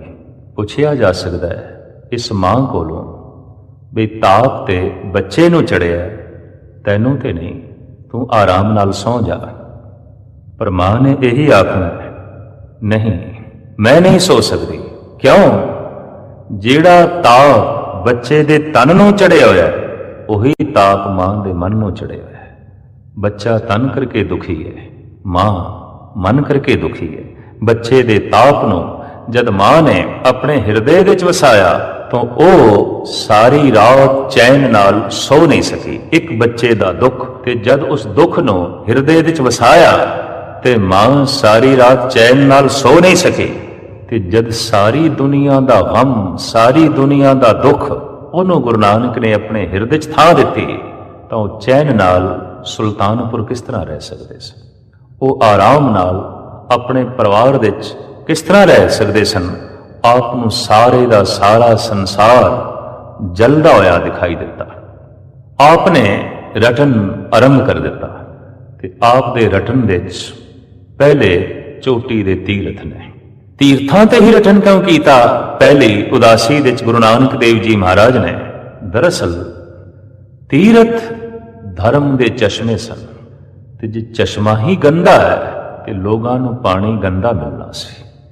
ਇਸ ਵਾਸਤੇ ਗੁਰੂ ਨਾਨਕ ਨੇ ਪਹਿਲੇ ਚਸ਼ਮਿਆਂ ਨੂੰ ਨਿਰਮਲ ਕਰਨ ਦੀ ਸੋਚੀ, ਤਾਂ ਥਾਂ ਥਾਂ ਤੇ ਆਪ ਤੀਰਥਾਂ ਤੇ ਪਹੁੰਚੇ ਤੇ ਤੀਰਥਾਂ ਦੇ ਮੁਖੀਆਂ ਨੂੰ ਸੱਚ ਦੀ ਗੱਲ ਸੁਣਾਈ, ਸੱਚ ਨਾਲ ਜੁੜਨ ਦਾ ਢੰਗ ਦੱਸਿਆ। ਸੱਚ ਕੀ ਹੈ, ਉਹਦੀ ਹੋਂਦ ਕੀ ਹੈ, ਇਹ ਜਗਤ ਦੇ ਸਾਹਮਣੇ ਸਾਰੀ ਵਿਚਾਰਧਾਰਾ ਰੱਖੀ। ਇਹ ਆਪ ਦੀ ਪਹਿਲੀ ਕੋਸ਼ਿਸ਼। ਜਗਤ ਦੇ ਸੰਬੰਧ ਵਿੱਚ ਆਪ ਦੇ ਵਿਚਾਰ ਇਹ ਕਿ ਜਾਲੀ ਰਹਿਣ ਜਾਲ ਦਿਨ ਹੁਆ, ਜੇਤੀ ਘੜੀ ਫਾਹੀ ਥੇਤੀ। ਦਿਨ ਇੱਕ ਜਾਲ ਹੈ, ਰਾਤ ਵੀ ਇੱਕ ਜਾਲ ਹੈ। ਦਿਨ ਤੇ ਰਾਤ ਦੀਆਂ ਘੜੀਆਂ ਇਹ ਵੀ ਫਾਈਆਂ ਹੀ ਨੇ। ਰਸ ਰਸ ਚੋਗ ਚੁਗੇ ਨਿਤ ਫਾਸੇ, ਛੂਟਸ ਮੂੜੇ ਕਵਨ ਗੁਣੀ। ਇਹ ਜੀਵ ਤਰ੍ਹਾਂ ਤਰ੍ਹਾਂ ਦੇ ਰਸ ਚੋਗਦਾ ਹੈ ਦਿਨ ਨੂੰ, ਰਾਤ ਨੂੰ, ਤਾਂ ਇਸ ਤਰੀਕੇ ਨਾਲ ਰਾਤ ਉਸ ਲਈ ਜਾਲ ਬਣ ਜਾਂਦੀ ਹੈ, ਦਿਨ ਉਸ ਲਈ ਜਾਲ ਬਣ ਜਾਂਦਾ ਹੈ। ਹਰ ਦਿਨ ਕੁਛ ਐਸਾ ਹੋ ਜਾਂਦਾ ਹੈ ਕਿ ਦਿਨ ਇੱਕ ਵਿਪਤਾ ਦਿਖਾਈ ਦਿੰਦੀ ਹੈ। ਹਰ ਰਾਤ ਕੁਛ ਐਸਾ ਹੋ ਜਾਂਦਾ ਹੈ ਕਿ ਹਰ ਰਾਤ ਕयामत ਦਿਖਾਈ ਦਿੰਦੀ ਹੈ। ਤਾਂ ਦਿਨ ਜਾਲ ਬਣ ਗਿਆ, ਰਾਤ ਜਾਲ ਬਣ ਗਈ, ਔਰ ਇਸ ਜਾਲ ਵਿੱਚ ਸਾਰੀ ਮਨੁੱਖਤਾ ਆਪ ਨੂੰ ਫਸੀ ਹੋਈ ਦਿਖਾਈ ਦਿੱਤੀ। ਫਿਰ ਮਨੁੱਖੀ ਮਨ ਬਾਰੇ ਸਤਿਗੁਰਾਂ ਦੇ ਇਹ ਵਿਚਾਰ ਕਿ ਕਾਇਆ ਅਹਰਣ ਮਨ ਵਿੱਚ ਲੋਹਾ, ਪੰਜ ਅਗਨ ਤਿਤ ਲਾਗ ਰਹੀ। ਇਹ ਕਾਇਆ ਤੇ ਅਹਰਣ ਹੈ ਔਰ ਮਨ ਲੋਹਾ ਹੈ, ਤੇ ਇਸ ਮਨ ਲੋਹੇ ਨੂੰ ਪੰਜ ਅਗਨੀਆਂ ਹਰ ਵਕਤ ਤਪਾ ਕੇ ਰੱਖਦੀਆਂ। ਤਪਿਆ ਹੀ ਰਹਿੰਦਾ ਹੈ ਇਹ ਲੋਹਾ। ਕ੍ਰੋਧ ਦੀ ਅਗਨ, ਲੋਭ ਦੀ ਅਗਨ, ਕਾਮ ਦੀ ਅਗਨ, ਮੋਹ ਦੀ ਅਗਨ, ਅਹੰਕਾਰ ਦੀ ਅਗਨ। ਕਾਇਆ ਅਹਰਨ ਮਨ ਵਿੱਚ ਲੋਹਾ, ਪੰਜ ਅਗਨ ਤਿਤ ਲਾਗ ਰਹੀ। ਕੋਇਲੇ ਪਾਪ ਪੜੇ ਤਿਸ ਉਪਰ, ਮਨ ਜਲਿਆ ਸੰਨੀ ਚਿੰਤ ਭਈ। ਜੇ ਕਿਧਰੇ ਅੱਗ ਠੰਡੀ ਪੈਂਦੀ ਹੈ, ਕੋਇਲੇ ਮੱਧਮ ਪੈਂਦੇ ਨੇ, ਅੱਗ ਬੁਝਣ ਲੱਗਦੀ ਹੈ, ਤਾਂ ਸਤਿਗੁਰ ਕਹਿੰਦੇ ਨੇ ਪਾਪ ਦੇ ਕੋਲੇ ਹੋਰ ਪਾ ਦਿੱਤੇ ਜਾਂਦੇ। ਔਰ ਇੰਜ ਇਹ ਪੰਜੇ ਅਗਨੀਆਂ ਪੂਰਨ ਜੋਬਨ ਦੇ ਉੱਤੇ ਭੜਕ ਉੱਠਦੀਆਂ ਨੇ। ਤੇ ਸੰਨੀ ਕੀ ਹੈ? ਜਿਹਦੇ ਨਾਲ ਲੋਹੇ ਨੂੰ ਪਰਤੀਦਾ ਹੈ, ਪਰਤ ਪਰਤ ਕੇ ਰੱਖੀਦਾ ਹੈ। ਸਾਹਿਬ ਕਹਿੰਦੇ ਨੇ ਮਨ ਜਲਿਆ ਸੰਨੀ ਚਿੰਤ ਭਈ। ਸੰਨੀ ਤੇ ਚਿੰਤਾ ਹੈ, तो चिंता विच मन उलट पुलट होता रहता है। कबाबे सीख हैं हम, करवटे हर सू बदलते हैं। जो जल जाता है ये पहलू तो वो पहलू बदलते हैं। तो चिंता मन नूं कदी इस पासे कदी उस पासे इंज पलटती रहती है, तो मन दियां ही करवटां तन दियां करवटां बन जांदियां। जद अंदर चिंता है तो मन करवटा लैंदा है, ते जद मन करवटा लैंदा है तो बंदा आराम नाल किस तरह सो सकेगा? तन भी करवटा लैंदा रहेगा। ਜਿਹੜਾ ਬੰਦਾ ਸਾਰੀ ਰਾਤ ਕਰਵਟ ਲੈਂਦਾ ਰਿਹਾ, ਕਦੀ ਇਸ ਕਰਵਟ ਤੇ ਕਦੀ ਉਸ ਕਰਵਟ, ਉਹ ਤੇ ਇੰਜ ਸਮਝ ਲਓ ਸਾਰੀ ਰਾਤ ਵਰਜਿਸ਼ ਕਰਦਾ ਰਿਹਾ, ਐਕਸਰਸਾਈਜ਼ ਕਰਦਾ ਰਿਹਾ, ਉਹ ਤੇ ਥੱਕਿਆ ਹੋਇਆ ਹੋਵੇਗਾ। ਸਵੇਰੇ ਜਿਉਂ ਉੱਠੇਗਾ ਉਹਦੇ ਸਰੀਰ ਵਿੱਚ ਤਾਜ਼ਗੀ ਨਹੀਂ ਹੋਵੇਗੀ, ਉਸਦੇ ਸਰੀਰ ਵਿੱਚ ਸਫੁਰਤੀ ਨਹੀਂ ਹੋਵੇਗੀ। ਕਿਉਂ? ਕਿਉਂਕਿ ਸਾਰੀ ਰਾਤ ਮਿਹਨਤ ਕਰਦਾ ਰਿਹਾ, ਕਰਵਟਾਂ ਬਦਲਦਾ ਰਿਹਾ। ਕਿਉਂ ਕਰਵਟਾਂ ਬਦਲਦਾ ਰਿਹਾ? ਦਰਅਸਲ ਮਨ ਪਾਸੇ ਬਦਲਦਾ ਰਿਹਾ। ਤੇ ਮਨ ਕਿਉਂ ਪਾਸੇ ਬਦਲਦਾ ਰਿਹਾ? ਦਰਅਸਲ ਮਨ ਚਿੰਤਾ ਦੇ ਹੱਥਾਂ 'ਚ ਸੀ, ਤੇ ਚਿੰਤਾ ਦੀ ਸੰਨੀ ਮਨ ਨੂੰ ਬਦਲਦੀ ਰਹੀ ਹੈ, ਕਦੀ ਸੱਜੇ ਕਦੀ ਖੱਬੇ। ਤੋਂ ਤਨ ਵੀ ਕਰਵਟਾਂ ਬਦਲਦਾ ਰਿਹਾ। ਇਸ ਵਾਸਤੇ ਚਿੰਤਾਤੁਰ ਬੰਦੇ ਕੋਲ ਵਿਸ਼ਰਾਮ ਨਹੀਂ ਹੁੰਦਾ। ਚਿੰਤਾਤੁਰ ਬੰਦੇ ਕੋਲ ਦੁੱਖ ਹੀ ਦੁੱਖ ਹੁੰਦਾ ਹੈ, ਬੇਚੈਨੀਆਂ ਹੀ ਬੇਚੈਨੀਆਂ ਆਉਂਦੀਆਂ ਨੇ। ਤੋ ਸਾਹਿਬ ਕਹਿੰਦੇ ਨੇ ਮਨ ਜਲਿਆ ਸੰਨੀ ਚਿੰਤ ਭਈ। ਇਸ ਜਲਨ ਦੇ ਵਿੱਚ ਔਰ ਇਸ ਚਿੰਤਾ ਦੀ ਸੰਨੀ ਦੀ ਪਕੜ ਦੇ ਵਿੱਚ ਸਾਰੇ ਜਗਤ ਦਾ ਮਨ ਸੀ, ਆਪ ਦੇ ਮਨ ਵਿੱਚ ਤਰਸ ਦਇਆ। ਤੋ ਇਹ ਦਇਆ ਇਸ ਤਰਸ ਨੇ ਆਪ ਨੂੰ ਘਰ ਵਿੱਚ ਆਰਾਮ ਨਾਲ ਬੈਠਣ ਨਹੀਂ ਦਿੱਤਾ। ਆਪ ਥਾਂ ਥਾਂ ਤੇ ਭਰਮਣ ਕਰਕੇ ਲੋਕਾਂ ਨੂੰ ਉਸ ਸੱਚ ਸੀਤਲ ਨਾਲ ਜੋੜਨ ਦਾ ਉਪਰਾਲਾ ਕਰਦੇ ਰਹੇ, ਜਿਸ ਨਾਲ ਜੁੜਨਾ ਹੀ ਜ਼ਿੰਦਗੀ ਦਾ ਮਕਸਦ ਹੈ, ਜਿਸ ਨਾਲ ਜੁੜਨਾ ਹੀ ਜ਼ਿੰਦਗੀ ਦਾ ਧਿਏ ਹੈ। ਸਾਹਿਬ ਸ੍ਰੀ ਗੁਰੂ ਨਾਨਕ ਦੇਵ ਜੀ ਮਹਾਰਾਜ ਦੀਆਂ ਮੂਲ ਰਚਨਾਵਾਂ ਜਪਜੀ ਤੇ ਸਿੱਧ ਗੋਸ਼ਟ ਨੇ। ਕਿਸੇ ਹੱਦ ਤੱਕ ਜਪਜੀ ਸਾਹਿਬ ਦਾ ਵੀ ਬਹੁਤ ਸਾਰਾ ਹਿੱਸਾ ਸਿੱਧ ਚਰਚਾ ਹੈ, ਜੋਗੀਆਂ ਨਾਲ ਚਰਚਾ ਹੈ। ਔਰ ਇਹ ਉਸ ਵਕਤ ਦਾ ਸਿਰਮੌਰ ਧਰਮ ਸੀ, ਜੋਗਮਤ। ਔਰ ਸਮੁੱਚੇ ਭਾਰਤ ਵਿੱਚ ਇਹ ਛਾਏ ਹੋਏ ਸਨ। ਰਿਧੀਆਂ ਸਿੱਧੀਆਂ ਹੋਣ ਦੇ ਨਾਤੇ ਇਹਨਾਂ ਦੀ ਪੂਜਾ ਪ੍ਰਤਿਸ਼ਠਾ ਵੀ ਬੜੀ ਸੀ, ਸਨਮਾਨ ਵੀ ਬੜਾ ਸੀ, ਲੇਕਿਨ ਜੀਵਨ ਵਿੱਚ ਰਸ ਨਹੀਂ ਸੀ, ਆਨੰਦ ਨਹੀਂ ਸੀ, ਖੇੜਾ ਨਹੀਂ ਸੀ। ਕਹਿੰਦੇ ਨੇ ਜਦ ਸਾਹਿਬ ਸ੍ਰੀ ਗੁਰੂ ਨਾਨਕ ਦੇਵ ਜੀ ਮਹਾਰਾਜ ਪੀਲੀ ਭੀਤ ਦੇ ਨੇੜੇ ਉਸ ਸਥਾਨ ਤੇ ਪਹੁੰਚੇ ਜਿਸ ਦਾ ਨਾਮ ਅੱਜ ਕੱਲ ਨਾਨਕ ਮਤਾ ਹੈ, ਪਰ ਨਾਨਕ ਮਤੇ ਤੋਂ ਪੇਸ਼ਤਰ ਇਸ ਅਸਥਾਨ ਦਾ ਨਾਮ ਸੀ ਗੋਰਖ ਮਤਾ। ਜਦ ਪਹੁੰਚੇ ਨੇ ਮੇਰੇ ਪਾਤਸ਼ਾਹ ਉੱਥੇ, ਤਾਂ ਜੋਗੀਆਂ ਨੇ ਗੁਲਾਬ ਦਾ ਫੁੱਲ ਆਪ ਨੂੰ ਪੇਸ਼ ਕੀਤਾ। ਮਰਦਾਨਾ ਕਹਿਣ ਲੱਗਿਆ, ਮਹਾਰਾਜ ਬੜੇ ਆਓ ਭਗਤ ਨਾਲ ਪੇਸ਼ ਆਏ ਨੇ, ਜੋਗੀ ਬੜਾ ਸਨਮਾਨ ਕਰ ਰਹੇ ਨੇ, ਆਪ ਨੂੰ ਗੁਲਾਬ ਦਾ ਫੁੱਲ ਭੇਟ ਕੀਤਾ ਹੈ। ਤੋ ਸਤਿਗੁਰੂ ਕਹਿਣ ਲੱਗੇ, ਨਹੀਂ ਮਰਦਾਨਿਆ, ਹਮੇਸ਼ਾ ਦੀ ਤਰ੍ਹਾਂ ਜੋਗੀ ਹੁਣ ਵੀ ਚਰਚਾ ਹੀ ਕਰ ਰਹੇ ਨੇ, ਬਹਿਸ ਕਰ ਰਹੇ ਨੇ। ਹਮੇਸ਼ਾ ਦੀ ਤਰ੍ਹਾਂ ਹੁਣ ਵੀ ਇਹਨਾਂ ਨੇ ਇੱਕ ਬਹੁਤ ਵੱਡਾ ਪ੍ਰਸ਼ਨ ਖੜਾ ਕਰ ਦਿੱਤਾ ਹੈ। ਇਹਨਾਂ ਨੇ ਫੁੱਲ ਭੇਟ ਨਹੀਂ ਕੀਤਾ, ਇੱਕ ਪ੍ਰਸ਼ਨ ਭੇਟ ਕੀਤਾ ਹੈ, ਇੱਕ ਸਵਾਲ ਭੇਟ ਕੀਤਾ, ਔਰ ਉਸ ਦਾ ਅਸੀਂ ਜਵਾਬ ਦੇਣਾ ਹੈ। ਮਹਾਰਾਜ ਨੇ ਉਸ ਫੁੱਲ ਨੂੰ ਵੇਖਿਆ, ਉਹਦੀ ਸੁਗੰਧੀ ਦਾ ਆਨੰਦ ਮਾਣਿਆ, ਔਰ ਫੁੱਲ ਜੋਗੀਆਂ ਨੂੰ ਵਾਪਸ ਕੀਤਾ। ਜੋਗੀ ਕਹਿਣ ਲੱਗੇ, ਮਹਾਰਾਜ ਇਹ ਕਬੂਲ ਨਹੀਂ, ਆਪ ਨੂੰ ਪ੍ਰਵਾਨ ਨਹੀਂ। ਕਿਉਂ? ਮਹਾਰਾਜ ਕਹਿੰਦੇ ਨੇ ਫੁੱਲ ਬਹੁਤ ਖੂਬਸੂਰਤ ਹੈ, ਸੁਗੰਧਿਤ ਹੈ, ਕੋਮਲ ਹੈ, ਸਾਰੀਆਂ ਖੂਬੀਆਂ ਇਸ ਦੇ 'ਚ ਨੇ, ਲੇਕਿਨ ਨਾਨਕ ਨੂੰ ਉਹ ਫੁੱਲ ਚਾਹੀਦਾ ਹੈ ਜੋ ਕਿਸੇ ਫਲ ਨੂੰ ਵੀ ਜਨਮ ਦੇਵੇ। ਇਸ ਫੁੱਲ ਦੇ ਚੋਂ ਫਲ ਦਾ ਜਨਮ ਨਹੀਂ। ਯੋਗੀਆਂ ਨੇ ਗੁਲਾਬ ਦਾ ਫੁੱਲ ਭੇਟ ਕਰਕੇ ਇਹ ਆਖਿਆ ਸੀ, ਇਹ ਪ੍ਰਸ਼ਨ ਰੱਖਿਆ, ਨਾਨਕ ਜੀ ਜਦ ਤੁਸੀਂ ਇਤਨੇ ਵੱਡੇ ਹੋ, ਇਤਨੇ ਮਹਾਨ ਹੋ, ਤੇ ਤੁਸੀਂ ਜੋਗੀ ਬਣ ਜਾਓ, ਅਸੀਂ ਤੁਹਾਨੂੰ ਸਿਰਮੌਰ ਬਣਾ ਦੇਵਾਂਗੇ, ਮੁਖੀ ਬਣਾ ਦੇਵਾਂਗੇ। ਦਰਸ਼ਨ ਵੇਖ ਕਰੋ ਜੋਗਿੰਦਰਾ, ਮੁੰਦਰਾ ਝੋਲੀ ਖਿੰਤਾ, ਬਾਰੇ ਅੰਦਰ ਏਕ ਸਰੇਵੋ, ਖਟ ਦਰਸ਼ਨ ਇੱਕ ਪੰਥਾ। ਜੇ ਤੁਸੀਂ ਮੁੰਦਰਾ ਧਾਰਨ ਕਰ ਲੋ, ਝੋਲੀ ਧਾਰਨ ਕਰ ਲੋ, ਖੜਾਵਾਂ ਪਹਿਨ ਲੋ, ਜੋਗੀਆਂ ਵਾਲੇ ਚਿੰਨ੍ਹ ਧਾਰਨ ਕਰੋ, ਤੇ ਅਸੀਂ ਤੁਹਾਨੂੰ ਨਾਥ ਬਣਾ ਦੇਵਾਂਗੇ, ਜੋਗੀਆਂ ਦਾ ਮੁਖੀ ਬਣਾ ਦੇਵਾਂਗੇ, ਸਿਰਮੌਰ ਬਣਾ ਦੇਵਾਂਗੇ। ਔਰ ਵੇਖੋ ਨਾਨਕ ਜੀ, ਜੋਗ ਮਤ ਦੇ ਚ ਰਿਧੀਆਂ ਸਿੱਧੀਆਂ ਦੀ ਸੁਗੰਧੀ ਹੈ, ਸੰਸਾਰਿਕ ਪੂਜਾ ਪ੍ਰਤਿਸ਼ਠਾ ਦੀ ਸੁੰਦਰਤਾ ਹੈ, ਔਰ ਇਹ ਬਹੁਤ ਕੁਛ ਹੈ, ਇਹ ਬਹੁਤ ਵੱਡੀ ਗੱਲ ਹੈ। ਤੇ ਗੁਰੂ ਨਾਨਕ ਦੇਵ ਜੀ ਮਹਾਰਾਜ ਕਹਿਣ ਲੱਗੇ, ਠੀਕ ਹੈ ਜੋਗੀਓ, ਠੀਕ ਹੈ, ਇਸ ਜੋਗ ਮਤ ਦੇ ਚ ਰਿਧੀਆਂ ਸਿੱਧੀਆਂ ਦੀ ਸੁਗੰਧੀ ਹੈ, ਸੰਸਾਰਿਕ ਪੂਜਾ ਪ੍ਰਤਿਸ਼ਠਾ ਦੀ ਸੁੰਦਰਤਾ ਹੈ, ਪਰ ਨਾਮ ਦਾ ਫਲ ਨਹੀਂ ਹੈ, ਪ੍ਰਭੂ ਗਿਆਨ ਦਾ ਫਲ ਨਹੀਂ ਹੈ, ਪਰਮਾਤਮ ਫਲ ਨਹੀਂ ਹੈ। ਤੇ ਨਾਨਕ ਨੂੰ ਫਲ ਚਾਹੀਦਾ ਹੈ, ਕੇਵਲ ਰਿੱਧੀ ਸਿੱਧੀ ਨਹੀਂ, ਕੇਵਲ ਸੰਸਾਰ ਦੀ ਪੂਜਾ ਪ੍ਰਤਿਸ਼ਠਾ ਨਹੀਂ। ਨਾਨਕ ਨੂੰ ਪਰਮਾਤਮਾ ਚਾਹੀਦਾ ਹੈ, ਨਾਨਕ ਨੂੰ ਗਿਆਨ ਚਾਹੀਦਾ ਹੈ, ਨਾਨਕ ਨੂੰ ਨਾਮ ਚਾਹੀਦਾ ਹੈ। ਤੇ ਮੈਂ ਜਗਤ ਦੀ ਝੋਲੀ ਦੇ ਵਿੱਚ ਉਹ ਫੁੱਲ ਪਾਣਾ ਹੈ ਜਿਸ ਫੁੱਲ ਦੇ ਵਿੱਚ ਨਾਮ ਦਾ ਫਲ ਵੀ ਹੈ। ਮੈਂ ਤੇ ਉਹੀ ਕਰਮ ਦ੍ਰਿੜ ਕਰਾਣੇ ਨੇ ਜਿਨ੍ਹਾਂ ਕਰਮਾਂ ਚੋਂ ਨਾਮ ਦਾ ਫਲ ਪੈਦਾ ਹੋਵੇ, ਨਾਮ ਦਾ ਰਸ ਪੈਦਾ ਹੋਵੇ। ਸਤਿਗੁਰੂ ਦੇਵ ਜੀ ਮਹਾਰਾਜ ਜਦ ਪਹੁੰਚੇ ਨੇ ਹਰਿਦੁਆਰ ਤੇ ਫਿਰ ਬਨਾਰਸ, ਤਾਂ ਆਪ ਦੇ ਨਾਲ ਫਿਰ ਗੋਸ਼ਟੀ ਤੇ ਚਰਚਾ ਹੋਈ। ਚਰਚਾ ਇਸ ਢੰਗ ਨਾਲ ਹੋਈ ਕਿ ਕੁਝ ਵਿਦਵਾਨਾਂ ਨੇ ਇਹ ਆਖਿਆ, ਪੁਰਾਣੇ ਮਤ ਅਨੁਸਾਰ, ਕਿ ਸੰਸਾਰ ਨੂੰ ਬਣਾ ਰਿਹਾ ਹੈ ਬ੍ਰਹਮਾ, ਇਹਦੀ ਪਾਲਣਾ ਕਰ ਰਿਹਾ ਹੈ ਵਿਸ਼ਨੂੰ, ਇਹਨੂੰ ਨਾਸ ਕਰ ਰਿਹਾ ਹੈ ਸ਼ੰਕਰ। ਓਅੰਕਾਰ ਦੇ ਕਿਸੇ ਹੱਦ ਤੱਕ ਅਰਥ ਵੀ ਇਹੀ ਹੋਏ, ਆਕਾਰ ਉਕਾਰ ਮਕਾਰ, ਉਤਪਤੀ ਕਰਨ ਵਾਲਾ, ਪਾਲਣਾ ਕਰਨ ਵਾਲਾ, ਨਾਸ ਕਰਨ ਵਾਲਾ। ਗੁਰੂ ਨਾਨਕ ਦੇਵ ਜੀ ਮਹਾਰਾਜ ਨੇ ਆਪਣੀ ਰਸਨਾ ਤੋਂ ਕਲਾਮ ਉਚਾਰਨ ਕੀਤਾ, ਓੰਕਾਰ ਨਹੀਂ, ਇੱਕ ਓੰਕਾਰ। ਇੱਕ ਓੰਕਾਰ, ਇੱਕ ਹੀ ਆਕਾਰ ਹੈ, ਇੱਕ ਹੀ ਓਕਾਰ ਹੈ, ਇੱਕ ਹੀ ਮਕਾਰ ਹੈ।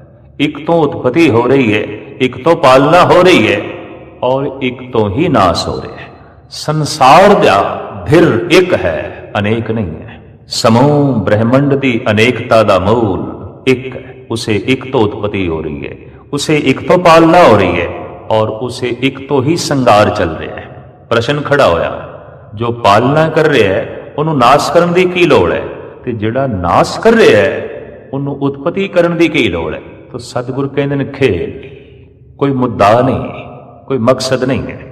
ਜੈਸੇ ਬੱਚੇ ਦਰਿਆ ਦੇ ਕੰਢੇ ਤੇ ਰੇਤ ਦੇ ਘਰ ਬਣਾਉਂਦੇ ਨੇ, ਹੱਸ ਕੇ ਬਣਾਉਂਦੇ ਨੇ, ਖੁਸ਼ੀ ਨਾਲ ਬਣਾਉਂਦੇ ਨੇ, ਮਸਤੀ ਵਿੱਚ ਬਣਾਉਂਦੇ ਨੇ, ਔਰ ਬਣਾਉਂਦੇ ਹੋਇਆਂ ਬੜਾ ਰਸ ਲੈਂਦੇ ਨੇ, ਬੜਾ ਸਵਾਦ ਲੈਂਦੇ ਨੇ। ਪਰ ਸ਼ਾਮ ਨੂੰ ਜੈਸੇ ਘਰ ਵਾਪਸ ਜਾਂਦੇ ਨੇ ਤਾਂ ਹੱਸ ਕੇ ਹੀ ਤੋੜਦੇ ਨੇ, ਉਤਸ਼ਾਹ ਨਾਲ ਤੋੜਦੇ ਨੇ, ਉਸੇ ਖੇੜੇ ਨਾਲ ਤੋੜਦੇ ਨੇ।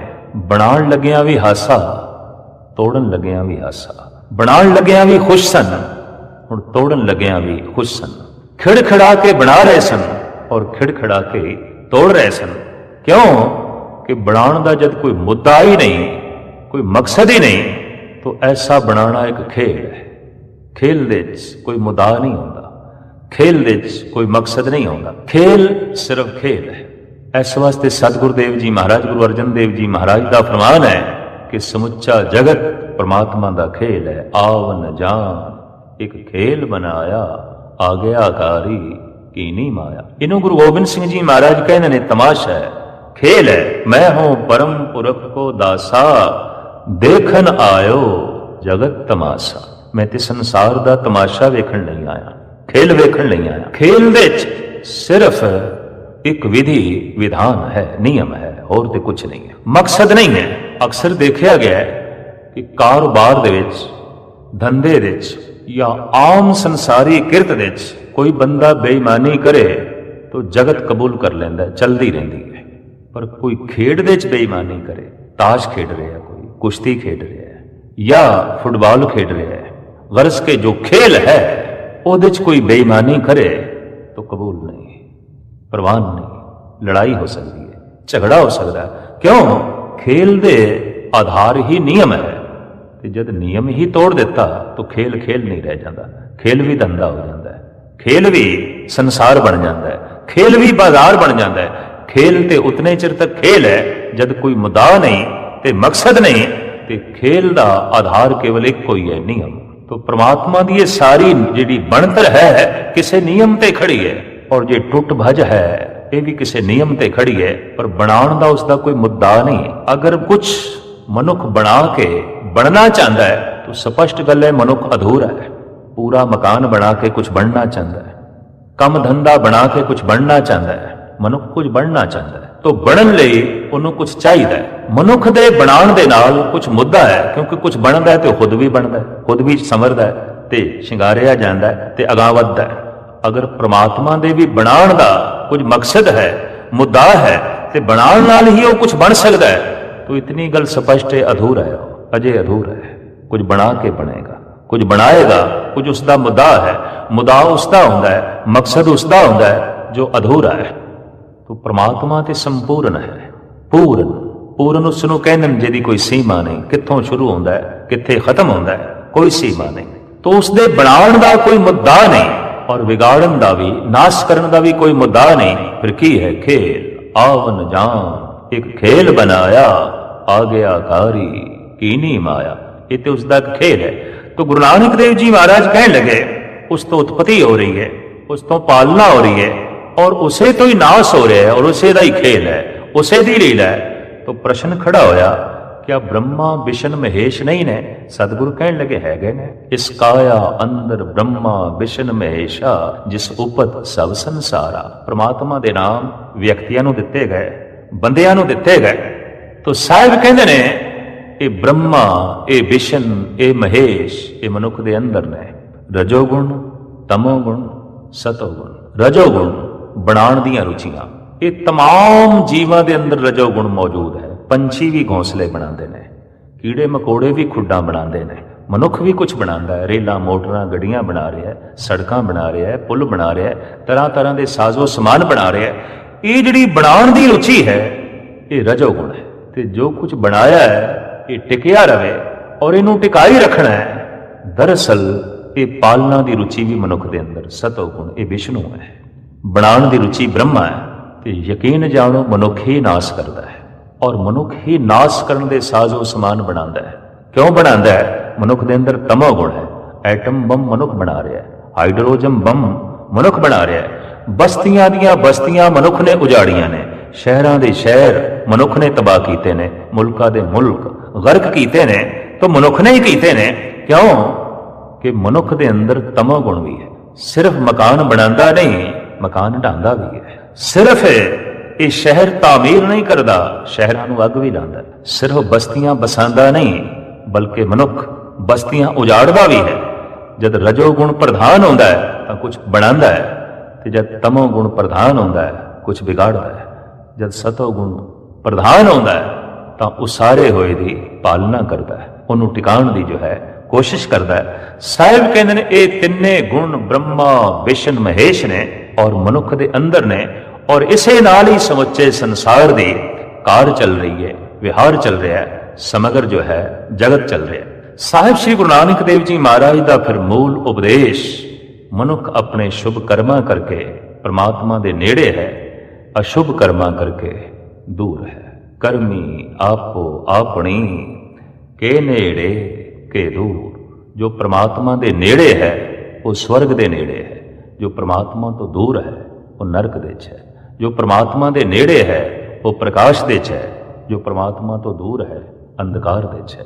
ਜੋ ਪ੍ਰਮਾਤਮਾ ਦੇ ਨੇੜੇ ਹੈ ਆਨੰਦ ਦੇ 'ਚ ਹੈ, ਜੋ ਪ੍ਰਮਾਤਮਾ ਤੋਂ ਦੂਰ ਹੈ ਉਹ ਦੁੱਖ ਦੇ 'ਚ ਹੈ। ਨੇੜਤਾ ਸੁਖ ਹੈ, ਦੂਰੀ ਦੁੱਖ ਹੈ। ਨੇੜਤਾ ਪ੍ਰਕਾਸ਼ ਹੈ, ਦੂਰੀ ਅੰਧਕਾਰ ਹੈ। ਔਰ ਜੋ ਮਨੁੱਖ ਜਿਤਨਾ ਦੂਰ ਚਲਾ ਜਾਏਗਾ ਉਤਨਾ ਅੰਧਕਾਰ ਵਿੱਚ ਭਟਕ ਜਾਏਗਾ। ਇਸ ਵਾਸਤੇ ਗੁਰੂ ਨਾਨਕ ਦੀ ਦ੍ਰਿਸ਼ਟੀ ਵਿੱਚ ਪ੍ਰਮਾਤਮਾ ਇੱਕ ਨੂਰ ਹੈ, ਇੱਕ ਚਾਨਣਾ ਹੈ। ਚਾਂਦਨਾ ਚਾਂਦਨ ਆਂਗਨ ਪ੍ਰਭ ਜੀਉ ਅੰਤਰ ਚਾਂਦਨਾ। ਨਾਮ ਜਪਤ ਕੋਟ ਸੂਰ ਉਜਾਰਾ ਬਿਨ ਸੇ ਭਰਮ ਅੰਧੇਰਾ। ਨਾਮ ਜਪਦਿਆਂ ਜਪਦਿਆਂ ਕਰੋੜਾਂ ਸੂਰਜਾਂ ਵਰਗਾ ਚਾਨਣਾ ਹੋ ਜਾਂਦਾ ਹੈ, ਕਿਉਂਕਿ ਪ੍ਰਮਾਤਮਾ ਚਾਨਣ ਹੈ, ਪ੍ਰਮਾਤਮਾ ਪ੍ਰਕਾਸ਼ ਹੈ, ਪ੍ਰਮਾਤਮਾ ਆਨੰਦ ਹੈ, ਅਕਾਲ ਪੁਰਖ ਖੁਸ਼ੀ ਹੈ। ਦੂਰੀ ਅੰਧਕਾਰ ਹੈ ਔਰ ਜੈਸੇ ਜੈਸੇ ਮਨੁੱਖ ਦੀ ਦੂਰੀ ਹੁੰਦੀ ਹੈ ਭਟਕਣਾ ਸ਼ੁਰੂ ਹੁੰਦੀ ਹੈ, ਦੁੱਖ ਤੇ ਸੰਤਾਪ ਸ਼ੁਰੂ ਹੁੰਦਾ ਹੈ। ਅਜੋਕੇ ਯੁੱਗ ਦੇ ਵਿੱਚ, ਅਜੋਕੇ ਸਮੇਂ ਦੇ ਵਿੱਚ ਮਨੁੱਖਤਾ ਨੂੰ ਦੁਖੀ ਦੇਖ ਕੇ ਕਹਿਣਾ ਪੈਂਦਾ ਹੈ ਕਿ ਰੱਬ ਤੋਂ ਦੂਰ ਨੇ, ਪ੍ਰਮਾਤਮਾ ਤੋਂ ਦੂਰ ਨੇ, ਕਿਉਂਕਿ ਘਰ ਘਰ ਦੇ ਵਿੱਚ ਦੁੱਖ, ਹਰ ਵਿਅਕਤੀ ਕੋਲ ਦੁੱਖ, ਤੇ ਦੁੱਖ ਦੀ ਅਗਨ ਦੇ ਵਿੱਚ ਸਾਰੇ ਦਾ ਸਾਰਾ ਸੰਸਾਰ ਜਲ ਰਿਹਾ ਹੈ। ਗੱਲ ਸਪਸ਼ਟ ਹੋ ਗਈ, ਦੂਰੀ ਹੈ। ਕਰਮੀ ਆਪੋ ਆਪਣੀ ਕੇ ਨੇੜੇ ਕੇ ਦੂਰ। ਗੁਰੂ ਨਾਨਕ ਦੀ ਕੋਸ਼ਿਸ਼ ਜਗਤ ਕਿਸੇ ਤਰੀਕੇ ਨਾਲ ਨੇੜੇ ਹੋਵੇ, ਤੋ ਨੇੜੇ ਦਾ ਸਾਧਨ ਆਪ ਨੇ ਸੱਚ ਦਾ ਜਪ ਦੱਸਿਆ। ਗੁਰੂ ਨਾਨਕ ਦੀ ਪਹਿਲੀ ਬਾਣੀ ਦਾ ਨਾਮ ਜਪ ਹੈ, ਤੇ ਗੁਰੂ ਨਾਨਕ ਦੀ ਮੂਲ ਸਿੱਖਿਆ ਤੇ ਦੀਕਸ਼ਾ ਜਪ ਹੈ। ਜੋ ਜਪ ਕਰਦਾ ਜਾਏਗਾ, ਜੋ ਉਸ ਦਾ ਨਾਮ ਆਪਣੀ ਜ਼ਬਾਨ ਤੇ ਰੱਖ ਕੇ ਰਟਨ ਕਰਦਾ ਜਾਏਗਾ, ਨੇੜੇ ਹੋ ਜਾਏਗਾ। ਔਰ ਜੋ ਨੇੜੇ ਹੋ ਜਾਏਗਾ ਉਹ ਪ੍ਰਕਾਸ਼ ਦੇ 'ਚ ਚਲਾ ਜਾਏਗਾ, ਕਿਉਂਕਿ ਸੱਚ ਇੱਕ ਪਰਮ ਸ਼ਕਤੀ ਹੈ, ਤੇ ਜਿਹੜਾ ਉਸ ਸ਼ਕਤੀ ਦੇ ਨੇੜੇ ਚਲਾ ਗਿਆ ਉਹ ਮਹਾਨ ਸ਼ਕਤੀਮਾਨ ਹੋ ਜਾਏਗਾ। ਜਦ ਮਨੁੱਖ ਕਿਸੇ ਮਹਾਨ ਮਨੁੱਖ ਦੇ ਨੇੜੇ ਹੋ ਜਾਂਦਾ ਹੈ, ਕਿਸੇ ਹੁਕਮਰਾਨ ਜਾਂ ਰਾਜੇ ਦੇ ਨੇੜੇ ਹੋ ਜਾਂਦਾ ਹੈ, ਤਾਂ ਰਾਜੇ ਦੇ ਨੇੜੇ ਹੋਣ ਕਰਕੇ ਉਸ ਦਾ ਵੀ ਸਨਮਾਨ ਹੁੰਦਾ ਹੈ। ਤੇ ਜੋ ਰਾਜਿਆਂ ਦੇ ਮਹਾਰਾਜੇ ਪਰਿਪੂਰਨ ਪ੍ਰਮਾਤਮਾ ਦੇ ਨੇੜੇ ਹੋ ਜਾਏ ਤਾਂ ਕੁਦਰਤੀ ਗੱਲ ਹੈ, ਫਿਰ ਸਨਮਾਨ ਉਸ ਦਾ ਵੀ ਹੋਵੇਗਾ, ਪ੍ਰਤਿਸ਼ਠਾ ਉਸ ਦੀ ਵੀ ਹੋਵੇਗੀ, ਮਹਾਨਤਾ ਉਸ ਦੀ ਵੀ ਹੋਵੇਗੀ। ਗੁਰੂ ਨਾਨਕ ਦੀ ਇਹ ਕੋਸ਼ਿਸ਼ ਰਹੀ ਕਿ ਮਨੁੱਖ ਜਪ ਕਰਕੇ ਉਸ ਸੱਚ ਦੇ ਨੇੜੇ ਹੋਵੇ, ਤੇ ਜਪ ਹੀ ਸ਼ੁਭ ਕਰਮਾਂ ਦੇ ਚੋਂ ਸ਼ੁਭ ਕਰਮ ਹੈ, ਔਰ ਜਪ ਨਾ ਕਰਨਾ ਹੀ ਅਸ਼ੁਭ ਕਰਮ ਹੈ। ਤੇ ਅਸ਼ੁਭ ਕਰਮ ਨਾਲ ਦੂਰੀ ਹੈ, ਸ਼ੁਭ ਕਰਮ ਨਾਲ ਨੇੜਤਾ ਹੈ। ਕਰਮੀ ਆਪੋ ਆਪਣੀ ਕੇ ਨੇੜੇ ਕੇ ਦੂਰ। ਗੁਰੂ ਨਾਨਕ ਦਾ ਮੂਲ ਸੰਦੇਸ਼ ਉਪਦੇਸ਼ ਕਿ ਮਨੁੱਖ ਉਸ ਸੱਚ ਦੇ ਨੇੜੇ ਹੋਵੇ, ਉਸ ਨੂਰ ਦੇ ਨੇੜੇ ਹੋਵੇ, ਔਰ ਆਪ ਦੀ ਦਇਆ, ਆਪ ਦੀ ਕਿਰਪਾ, ਆਪ ਦੀ ਪ੍ਰੇਰਨਾ ਹਰ ਜੀਵ ਨੂੰ ਇਹੀ ਰਹੀ ਵੀ ਕਿਸੇ ਤਰੀਕੇ ਨਾਲ ਜੀਵ ਸੱਚ ਦੇ ਨੇੜੇ ਹੋਵੇ।